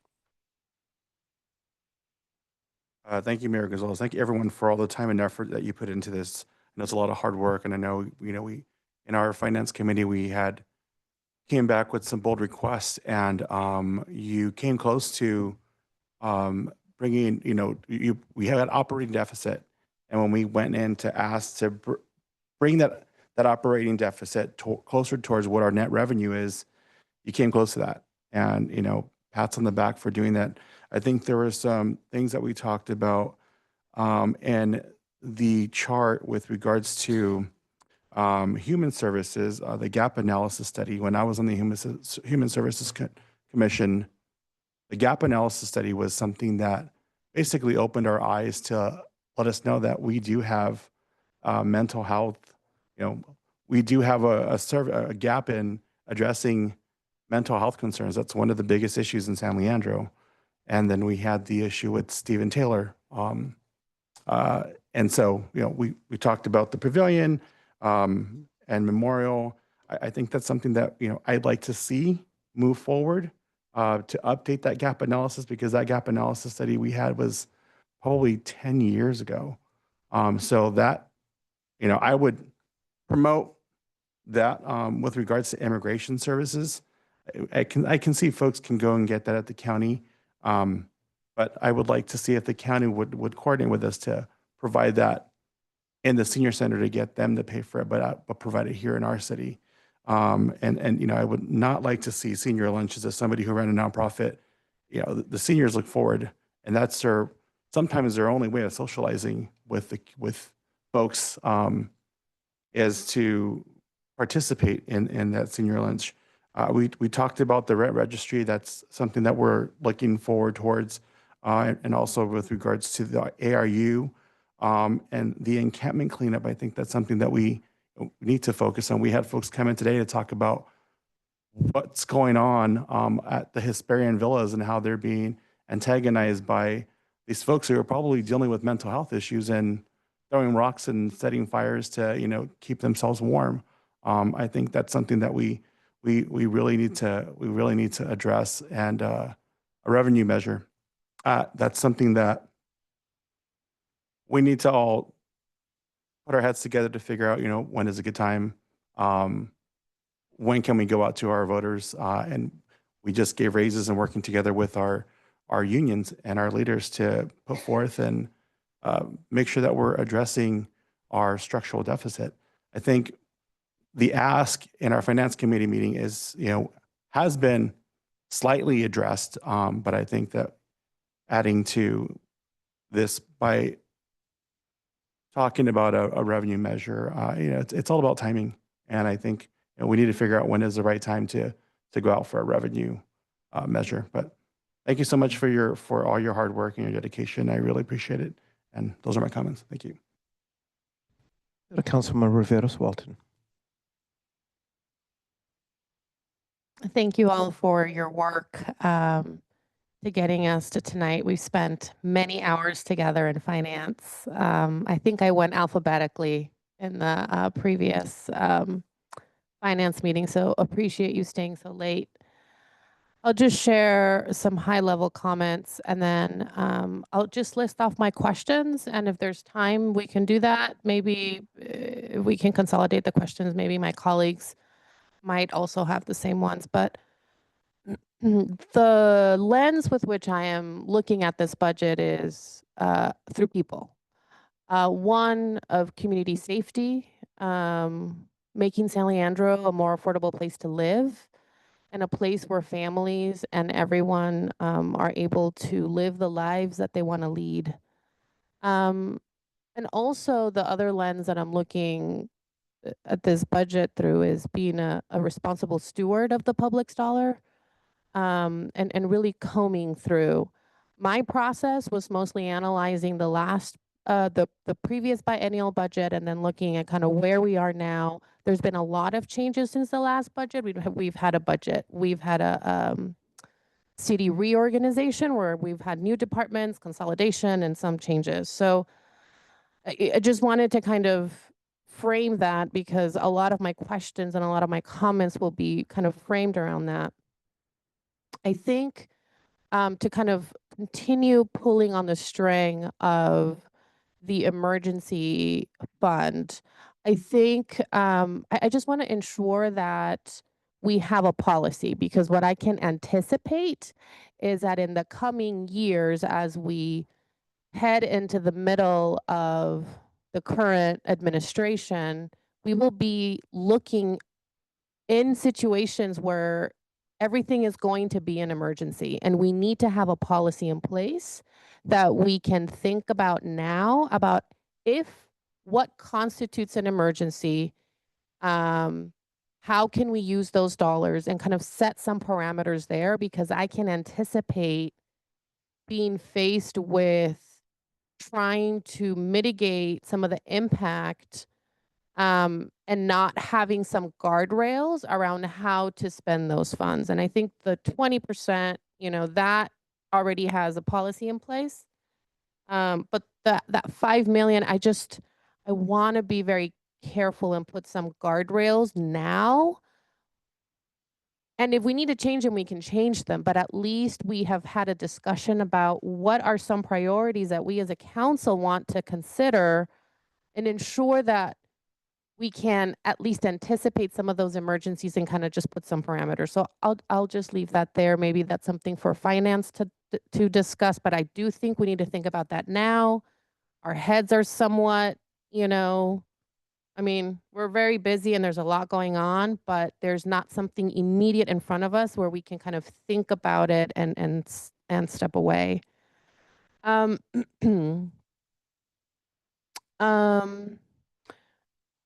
The other, again, I'm looking through this budget through the lens of people and how how residents are and community members are kind of interacting with their city. I didn't see MySL reflected on any of these. I'm really, that's a really customer-facing initiative that sees a lot of departments, and I didn't see it in any of the performance measures. And that's something that kind of, raised a question about what are some of the performance measures that we're looking at to ensure that as the public interacts with us, that we are responsive in a way that, is, I don't know that it will be sufficient, but anyway, that's just one thing that is customer facing thing. We want people to use it, and I think it's a really good indicator of how people perceive how their local government is working for them. A couple, I'll just kind of go through the rest of my questions. One thing that I brought up during our finance committee was our legal costs. I do want to see the number of what we've been spending. I know we've had some very singular issues that have happened over the last year, maybe even the last 18 months, but I do want to see kind of where that is, how that's trending, just to kind of benchmark and see where we are. I'm particularly concerned about the library closing, the shift in the hours and how that would affect the cooling centers. So if we have a high day, a high temperature day, it happens to be on a day that the library has reduced hours. Just kind of want to think about what that means. And then again, the gap analysis was another question that I had, just pulling on the thread that Councilmember Aguilar put through. The basic needs grant on page 80 of the presentation, if that is going to be part of CAP, is that my understanding is that that's a competitive application process. So is that money currently already allocated to the basic needs program, or would they need to apply? We don't have to answer it now. Maybe we can answer it through emails, but I just wanted to lay out some of the questions in my framing. Thank you for the additional 45 seconds. And then just as a courtesy of the council members, we can answer those through distribution to the full council. Councilmember Simon, please. Thank you for the presentations. To answer the first question in the green bubble here, I highly support an additional revenue measure campaign. We need money. I mean, I appreciate all the cuts that you're doing, and the community will be impacted. I know we're trying to minimize it, but reducing pavers and people to fix cracks in the roads, we're going to hear about it. I mean, it's just obvious. We're going to hear about it. We already know that we're $250 million in the hole with streets, and we're going backwards. But this is the direction because we're out of money. So back to the green bubble, I support the $500,000 for the city to focus on bringing in money and coordinating with our union, Local 21. They came here and they offered their services to help us campaign for this, to get the word out. So again, I will beat that drum. We need the money. We cannot cut our way out of providing for our city because our city is already, it needs help. Just drive around. It needs help. I'd also like to mention, I understand our sewers, for example, we're not even rehabilitating our sewer lines. I hear we're like cleaning them more efficiently, but we want to fix our sewers. We want to replace them. We're not even doing that. We're not even addressing issues. I'm really concerned. This is a Band-Aid on the problem in the city, which has been going on for decades and decades and decades. And here we go again, more Band-Aids. So back to the green bubble. We've got to fund this in order to bring in some money. I do want to look at, and I heard this from the public too, just in some conversations about revenue strategies, bringing in positions that can make money, like grant coordinators. Maybe I missed it or I didn't see it, but how can we start bringing in more money, grant coordinators that can pay for themselves? I do want to highlight this as well, and just not to knock anyone or knock a department, but back to the Stephen Taylor Pavilion, I got to bring it up. It was like an $800,000 project, and we're getting a $350,000 construction out of it. That's $450,000 in administration. So I think we have to look at more efficiencies in our city from a project management standpoint and being just more efficient with the dollars that we have and not just cutting. Legal costs as well. I agree with my colleague. I want to look at our legal costs, what we're spending, the whole gamut from investigations to settlements to whatever, what we can do to reduce our legal fees and focus on bringing services to our community. And I'll just wrap up back to the green bullet. the green bubble. I really think we need to invest in bringing in money to our city. Thank you. Councilmember Azevedo, please. Thank you all for your presentation. I have a few questions. I'm not going to get into too many of them, but one of them's with the libraries. I want to ask Brian Simmons. There was no mention of Weeks Branch. What is going on with Weeks Branch in my district? With Weeks Branch Library, you know, the little small one over there? Weeks branch, and we don't have a Weeks branch. Oh, okay, maybe I'm getting the name wrong of it. Weeks, I think, is in Hayward, last I remember. The little library that we have right. Oh, the South Branch. South Branch. Well, I believe it was called. Okay, South. South Branch, quite a few months ago, we had communicated to the council that we have closed the South Branch, and it has being transitioned over as another facility for, I believe, environmental services. Okay, I missed that. Okay, thank you. That's all on the okay. Okay, on the human resources, I wanted to ask about the domestic violence case management. How often is that program used? The domestic violence case management program is a 24/7 mobile outreach program. And so the case management component of this program is once somebody calls in and they are requesting support, then it's the ongoing connecting them to services, connecting them to shelters, providing them with a housing and safety plan, and working with those community members. And I believe that they work with around 20 community members annually. How is that going to affect us? I know we're going to have a temporary until fiscal year 2027, but once 2027 comes up, are we going to transition into something, or are we got to find more funds, or how are we going to fill that gap, basically? So currently, we've allocated funds for the case management program for FY26 and FY27. Beyond that, depends on the budget needs. The funds that we had to eliminate are for youth and community education presentations, as well as for the dedicated phone line for individuals to call into through Building Futures. And so we've been able to identify the funds this year to support those components of the services. And then again, beyond FY27 really depends on what the city's financial situation may look like. Okay, thank you. Sure. And I just wanted to say also that I'm concerned about the roads, reducing workers working on our roads, paving our roads. Yeah, our roads are a big concern. I agree with my colleague on that. And yeah, so yeah, it's going to be tough budget on some things. But a lot of, like my other colleagues said about a lot of the positions that we're cutting, they weren't filled anyway. So that's not going to hurt us too much on that. But the senior meals at the library, at the senior center, it's late, sorry. But yeah, the meals for the seniors at the senior center, yeah, that's going to hurt. And I've been to them, and yeah, that's when they like to communicate and get together, and so yeah, that's going to hurt. But that's all my comments. Thank you. Okay, so before going back around, I'd like to offer my thoughts, and then we'll see how we do on time.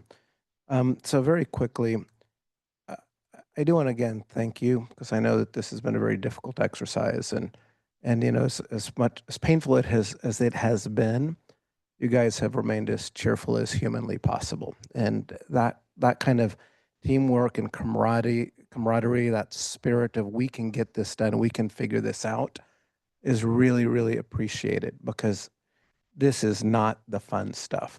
And when I compare us to some of our neighboring cities that are literally cutting scores, if not hundreds of full-time people, I think that we have done a pretty good job of managing our city so that we're in this situation that we don't have to go through that process, at least not yet. And so I'm really, really, really grateful for what you've managed to do. I do think that there's an excellent opportunity to look at some of the county funds that will be opening up and becoming more available as litigation gets resolved, one of those being Measure W, Measure C, and really stepping up to that table and saying, I want my fair share, particularly given the socioeconomic status of many of our residents, and just really saying that money should be for us. And holding the county team, the supervisors, the staff, to making sure that that money is used, particularly for homeless services, and not letting that get reallocated to other means. And I would suspect, I don't know, I don't want to speak for the council. If we needed a resolution, we could come and explore that. But that concept that we know that we need to meet the needs of our most vulnerable residents, and that we expect the county to be supporting us with all this money that has been held up in litigation. Coming forward with efficiency, I do believe that we will, within a couple of years, see meaningful efficiency improvements because of the system implementation work that we are doing now. It will yield fruits. When I see you guys talking about financial close and bank reconciliations, hoping that most bank reconciliations can be done within 30 days, in theory, that should be every single month, right? It's not, we're hoping to get there. And the new systems, I believe, will help get us to the efficiency in how we interact on payments. You don't have to deal with paper and hire someone to check off boxes on a piece of paper. It's so much more will be electronic. And so I'm hoping that as those systems go into place fully, HR here at the end of this year and finance next summer, that we're tracking the benefits that we're getting from these systems. We're investing a lot of time. It's literally costing us millions of dollars. But on the backside, for decades, it should be savings of efficiency. I do very much want to tag on to what council members have said around performance measures. I know that we started this adventure maybe about two years ago now, and we've seen growing interest in performance measures. We received an excellent letter from one of our community members laying out a variety of ways that we can think about this. To the extent that the letter from Mr. Wu didn't make it to all department chairs, it would be my encouragement personally that go to department chairs, because I think it's a very good framework for the things that we've been thinking about, but it's so nicely organized in a 10-point document. So I would encourage you very much to be thinking in that framework, because it summarizes a lot of what you've gotten from council members, certainly in this meeting and before. I do think I just want to make sure that the record is clear about one thing, and that's that the proposed budget does decrease travel budgets for council members, and it decreases technology budgets for council members. If we want to keep going further, I have thought about the executive training that we had set aside for something, we've called it the Harvard training. But if we wanted to put that on hold for a year or two while we work through this, I very much agree with Councilmember Bolt that we ourselves need to be part of the solution. I do think that we are currently part of the solution, but I personally would be open to, if we wanted to expand some of what we take on. With respect to additional funding to support a revenue measure, I am sensitive to how much we spend without figuring out where we're going to cut. I think the council has been incredibly good tonight at providing that strategic direction, strategic input, but not saying, oh, I want $1 million here and I want $2 million here, because that would have gotten into, okay, so what are we going to cut? So here we are given an ask, but it's not clear what we would cut to achieve that ask. So just food for thought on that. So we're sitting here with 4.5 minutes left. And I'm wondering, would you guys like to extend? Would you like to go a second round? What's happening here? Because I got 2 people in queue. So I'm going to start with Councilmember Bolt and say, what would you like to do? Mine was going to be real quick. I know that there are some cuts as far as our training, but I'm looking to go deeper. And I would like to expand that into what we get compensated as well. If we're going to be up here asking every department in the city to cut, we should be also looking in the mirror saying, you know what, it's real for us too. So mine's simple, and I'm just hoping I could get some support on that, and then we can look into what it means to to the budget and how the budget changes by us taking a haircut and not just everybody else in this city. And then while libraries are shutting down and parks are getting less services, nothing changes for the compensation the council members get. So I'm hoping to get some support in that. Okay. Vice Mayor Bowen, please. Thank you, Mayor. One of the things that I wanted to give a little bit of feedback on too, I would just want to be wary a lot of, obviously we're the positions that were vacant, we're not filling, but at one point there was a need for those positions because of the load that we've had. I remember many conversations where we've talked about the ask is that you have more staffing. And so and in fact, I think one of the, I kept hearing over and over was that increased salary costs is a significant part of the deficit that we're heading towards. And I just want to be thinking about retention. I mean, obviously making more money is helpful, but again, if it's going to be a leaner organization with just as much work, if not more work, and if you're ever part of an organization that's like shrinking, it's not great for morale. And so just what that looks like. I saw in there was a reduction in library hotspots, and I don't know how much money that was, but I was thinking, you know, obviously having it's so critical for the population to have access to internet to be able to do all the things that they need to do. I'm going to repeat what everybody else said around like library services, recs and parks, and human services. Obviously, those are so critical and near and dear to just the everyday engagement with the community.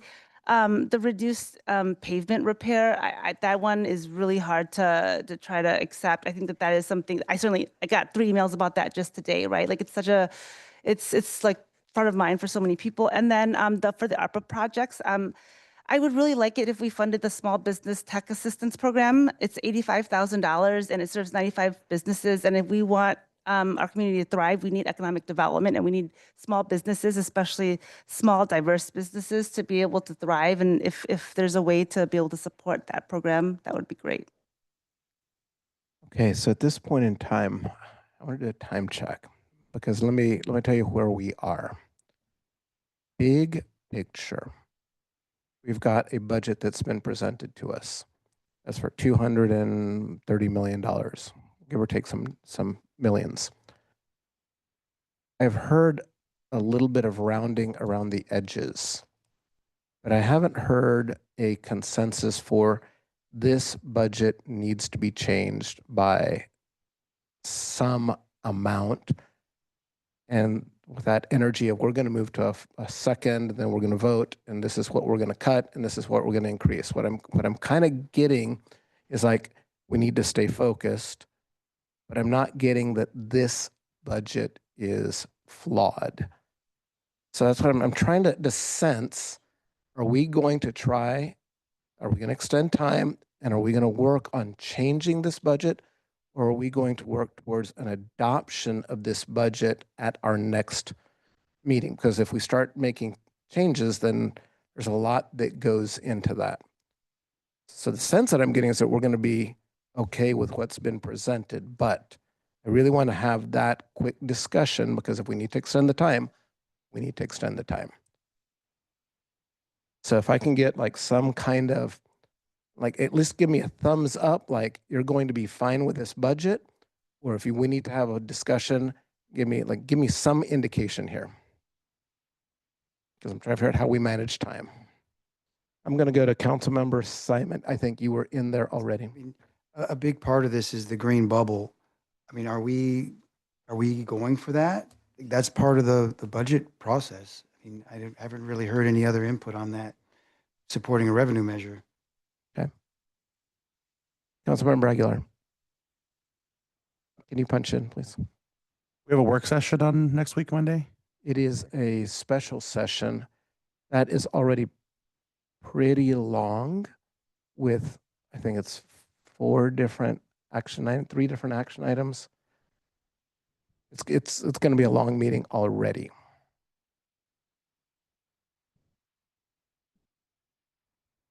So I'm going to let city manager weigh in, and then we've got our time issue. So I'm going to do a time check just as a matter of process. You want to give this 15 more minutes, or who wants to extend our time? I make a motion 15 more minutes. Okay. Do I have a second? Second. Please vote.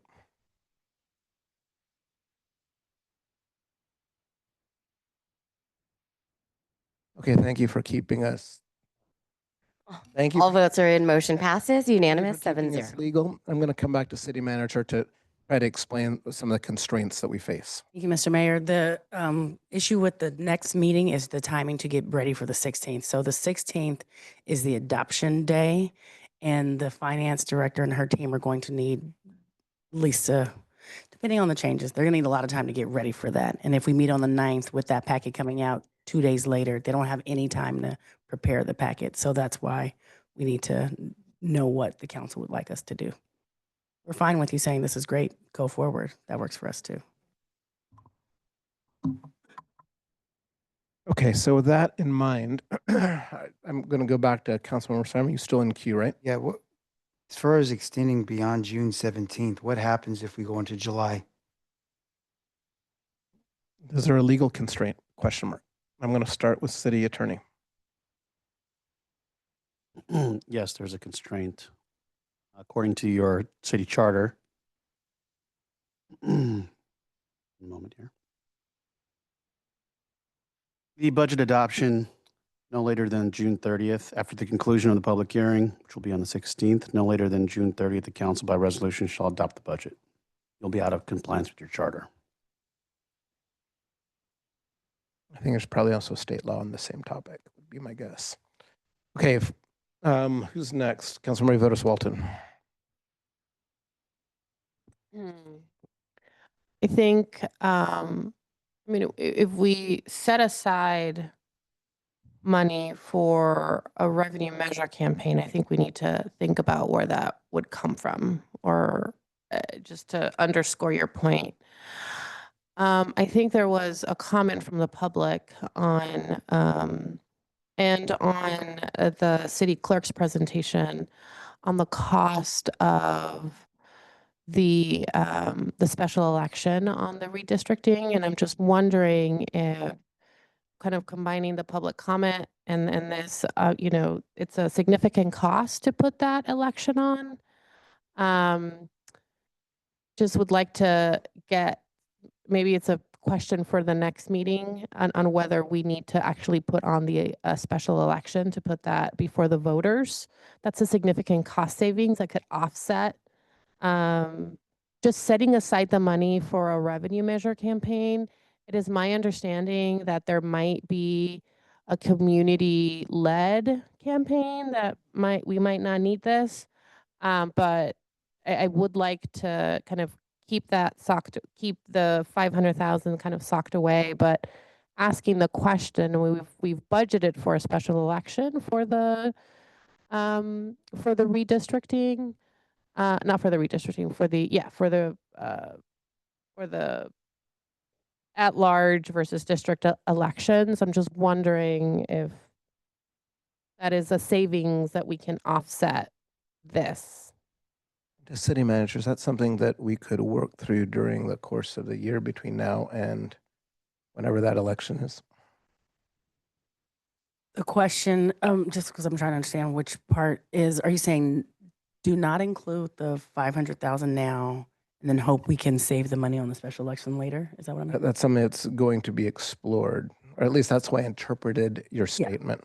Well, it is my understanding that we need to do that concurrently, right? Where we have to make a decision whether we're going to have the election now because it's budgeted. And if we make the decision to not, then I think that is how we can help fund the 500,000 for the campaign measures, so that we're not cutting into any of the departments, but rather taking into account some of the feedback that we got through public comment. So to answer that, you're 100% correct. Is that the revenue measure work, we want to start at the top of the fiscal year and get to it. A lot of this is outreach. We learned a lot of lessons from the last time we tried to do this. And the good thing, we won't make mistakes again, and hopefully we'll have a better chance of doing a revenue measure. So we're kind of at a point that if it's not funded, we're not going to start the work come the top of the year. Councilmember Bolt. I want to follow up on that question that Councilmember Veras Walton was asking about not having the election. It was my understanding that we have to because we don't have the authority to change it. The public has the authority, so we would have to have an election. We couldn't just say, even though we all agree we should go that way, it's not in our purview. Am I correct? I'll get a city attorney. I think it's in the context of a charter amendment.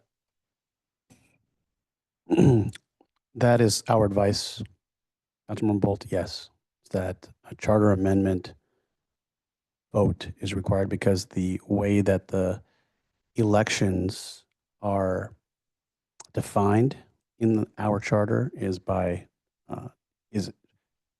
the way that the elections are to occur by district is in the charter. And the only way to change the charter is going to the public and putting it to a vote. That's correct.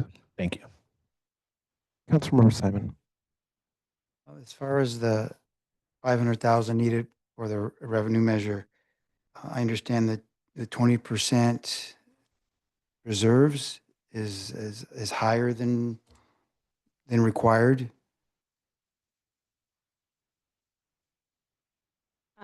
For fiscal year 2026, if we adopt the budget as presented this evening, we will be at the 20%. Right, but that 20% threshold, that is not a state regulatory requirement. That's just something we're going with. That is a council policy. Right, so we could change that and take the 500 out of that temporarily until we get this revenue measure passed. The council could choose to draw down from the fund balance and take 500,000, and it would reduce the target fund balance. All that is stating is that it would not be meeting the council policy. But as you saw in out years, there are projections where we are not meeting that 20%. So it is a direction that council can choose to do. Okay, that's my recommendation. And as far as additional, We want to clarify that answer from city manager. Thank you, Mr. Mayor. Thank you for the question, Councilmember Simon. Thank you for the answer, Director Gonzalez. There's a piece we need to be clear on. So yes, everything she said is correct. The council has full authority to draw down, deplete, whatever they want to do with the reserves. But when you're doing a revenue measure, if you're not at the 20%, there is an impact on the revenue and bonds. So Director Gonzalez, if you could talk about why we wouldn't want to do that while we're also trying to do a revenue measure. So when you are going through a process of borrowing or bonding so that you can get funding for infrastructure, you have to go through a very rigorous process with credit agencies such as Moody's or Fitch or S&P. And they often are looking at the city's long-term financial stability. They're looking at whether or not you have adequate reserve balances. They're also looking to see if you're making meaningful contributions to your obligations. So contributing to your pension obligations, as well as your retiree medical obligations. So there's a number of things. And so when a city drops below its own policy, it could potentially impact, one, the credit rating, but also the potential cost of borrowing the money. So if you're not meeting your own policies or you're not meeting meaningful obligations to your, or payments to your obligations, it could also impact your. I understand. Okay. And from a timing perspective, sounds like June 30th, we have to June 30th. So we could have a special meeting on June 30th if we needed more time to figure this out for an additional meeting? Yes. Okay. Yeah, I don't think we should rush it. Now, this is some serious topics, some serious things that we're cutting out. If we need more time, and it's getting really late, we're getting tired. I think we should, But time needed. I do want to be clear about something. There's a question about the 500 for a revenue measure or some amount for revenue measure. But are we talking about changing all the numbers that have been presented here? Because I really want to get the sense of where the council is on that topic. If we're talking about one specific thing, I want to make sure that we come back to discuss that item. But if we're talking about going back department by department and tweaking numbers, I want to make sure that that's the interest of the whole council. I don't think going department department. I think the 500K is important for the revenue measure. I think impacting our streets is not a good thing. I don't think we should stop fixing cracks in the streets. It's going to get even worse. There might be one or two other things. Overall, I'm okay, but I really want to focus on getting the money in. That's really, really important, that 500K.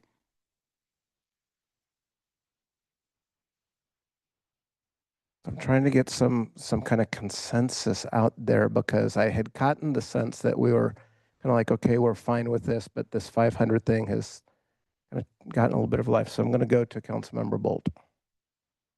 If you're looking for a motion on this, There's no motion because it's a discussion item today. But what I'm really trying to do is give direction to the staff on are we set with this budget? And to the extent that we're not, where do we want to dig in? And I've heard discussion around 500, the revenue measure piece, the green box. I've heard some discussion about roads, but what I'm trying to do is I'm trying to like not end up here on June 30th having a 6-hour meeting because we're going line item by line item. That's my personal preference, and I kind of gotten that sense from the council broadly. And so that's my question really is, where are we? Give me a temperature check of where we are, what it is that we want to focus our time on. personally, I mean, the director stood up here. They cut as much as they could. I'm okay with where they're at. I mean, we're gonna have to visit this again. It's no doubt next year. I mean, we're gonna have to continually. It's not we're done tonight. We're gonna have to continually come back. So I'm okay with where we're at. If they're comfortable, I'm comfortable. Just really quickly, if I can just get a broader sense. I'm getting head nods, big picture, and I totally get that there's still this open question about the 500K or the revenue measure piece. So, Councilmember Votos Walton.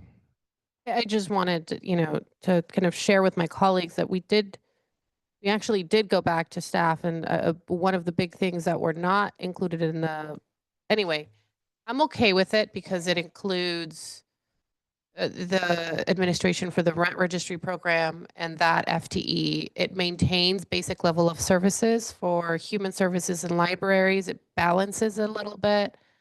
In terms of recreation, it maintains levels. Again, to your point, so I'm okay with it. I can live with it for a year. But I think we need to have. Councilmember Aguilar. I'm okay with it too. I wouldn't have recommended it to come to council in the finance committee if I wasn't. Okay. So I just big picture. I think you've got enough council members to say we're fine with the number. I think there's a pending question on the 500. Given the time, I don't know that we're going to resolve exactly what we do about that revenue number. My question to you, city manager, is can you live with that as of right now? Thank you, Mr. Mayor. Yes, we can live with that right now. I think I have enough direction to understand the council is still interested in looking at ways to spend money for the revenue measure. We also have the end of fiscal year 25 to deal with, and the end of year money for that, we may be able to come back depending on what it is, because we do have lots of vacancies that are currently budgeted that were not filled. We may be able to fund it that way as well. Okay, Vice Mayor. I just want to put it on the record, but I do just the one small project for the Small Business Technical Assistance Program. If there's a way for us to be able to support that when you're talking about potentially finding funding, that's a different. So at this point in time, I'm going to close this item. I know we're just about to run out of time. Is there anything under item 11? Did I do 10? Nothing under 11? Perfect. Anything under 12 that you feel like you have to report today? Councilmember Aguilar? Happy Pride. Happy Pride. Okay, so with that, it is 11:30 and we are adjourned.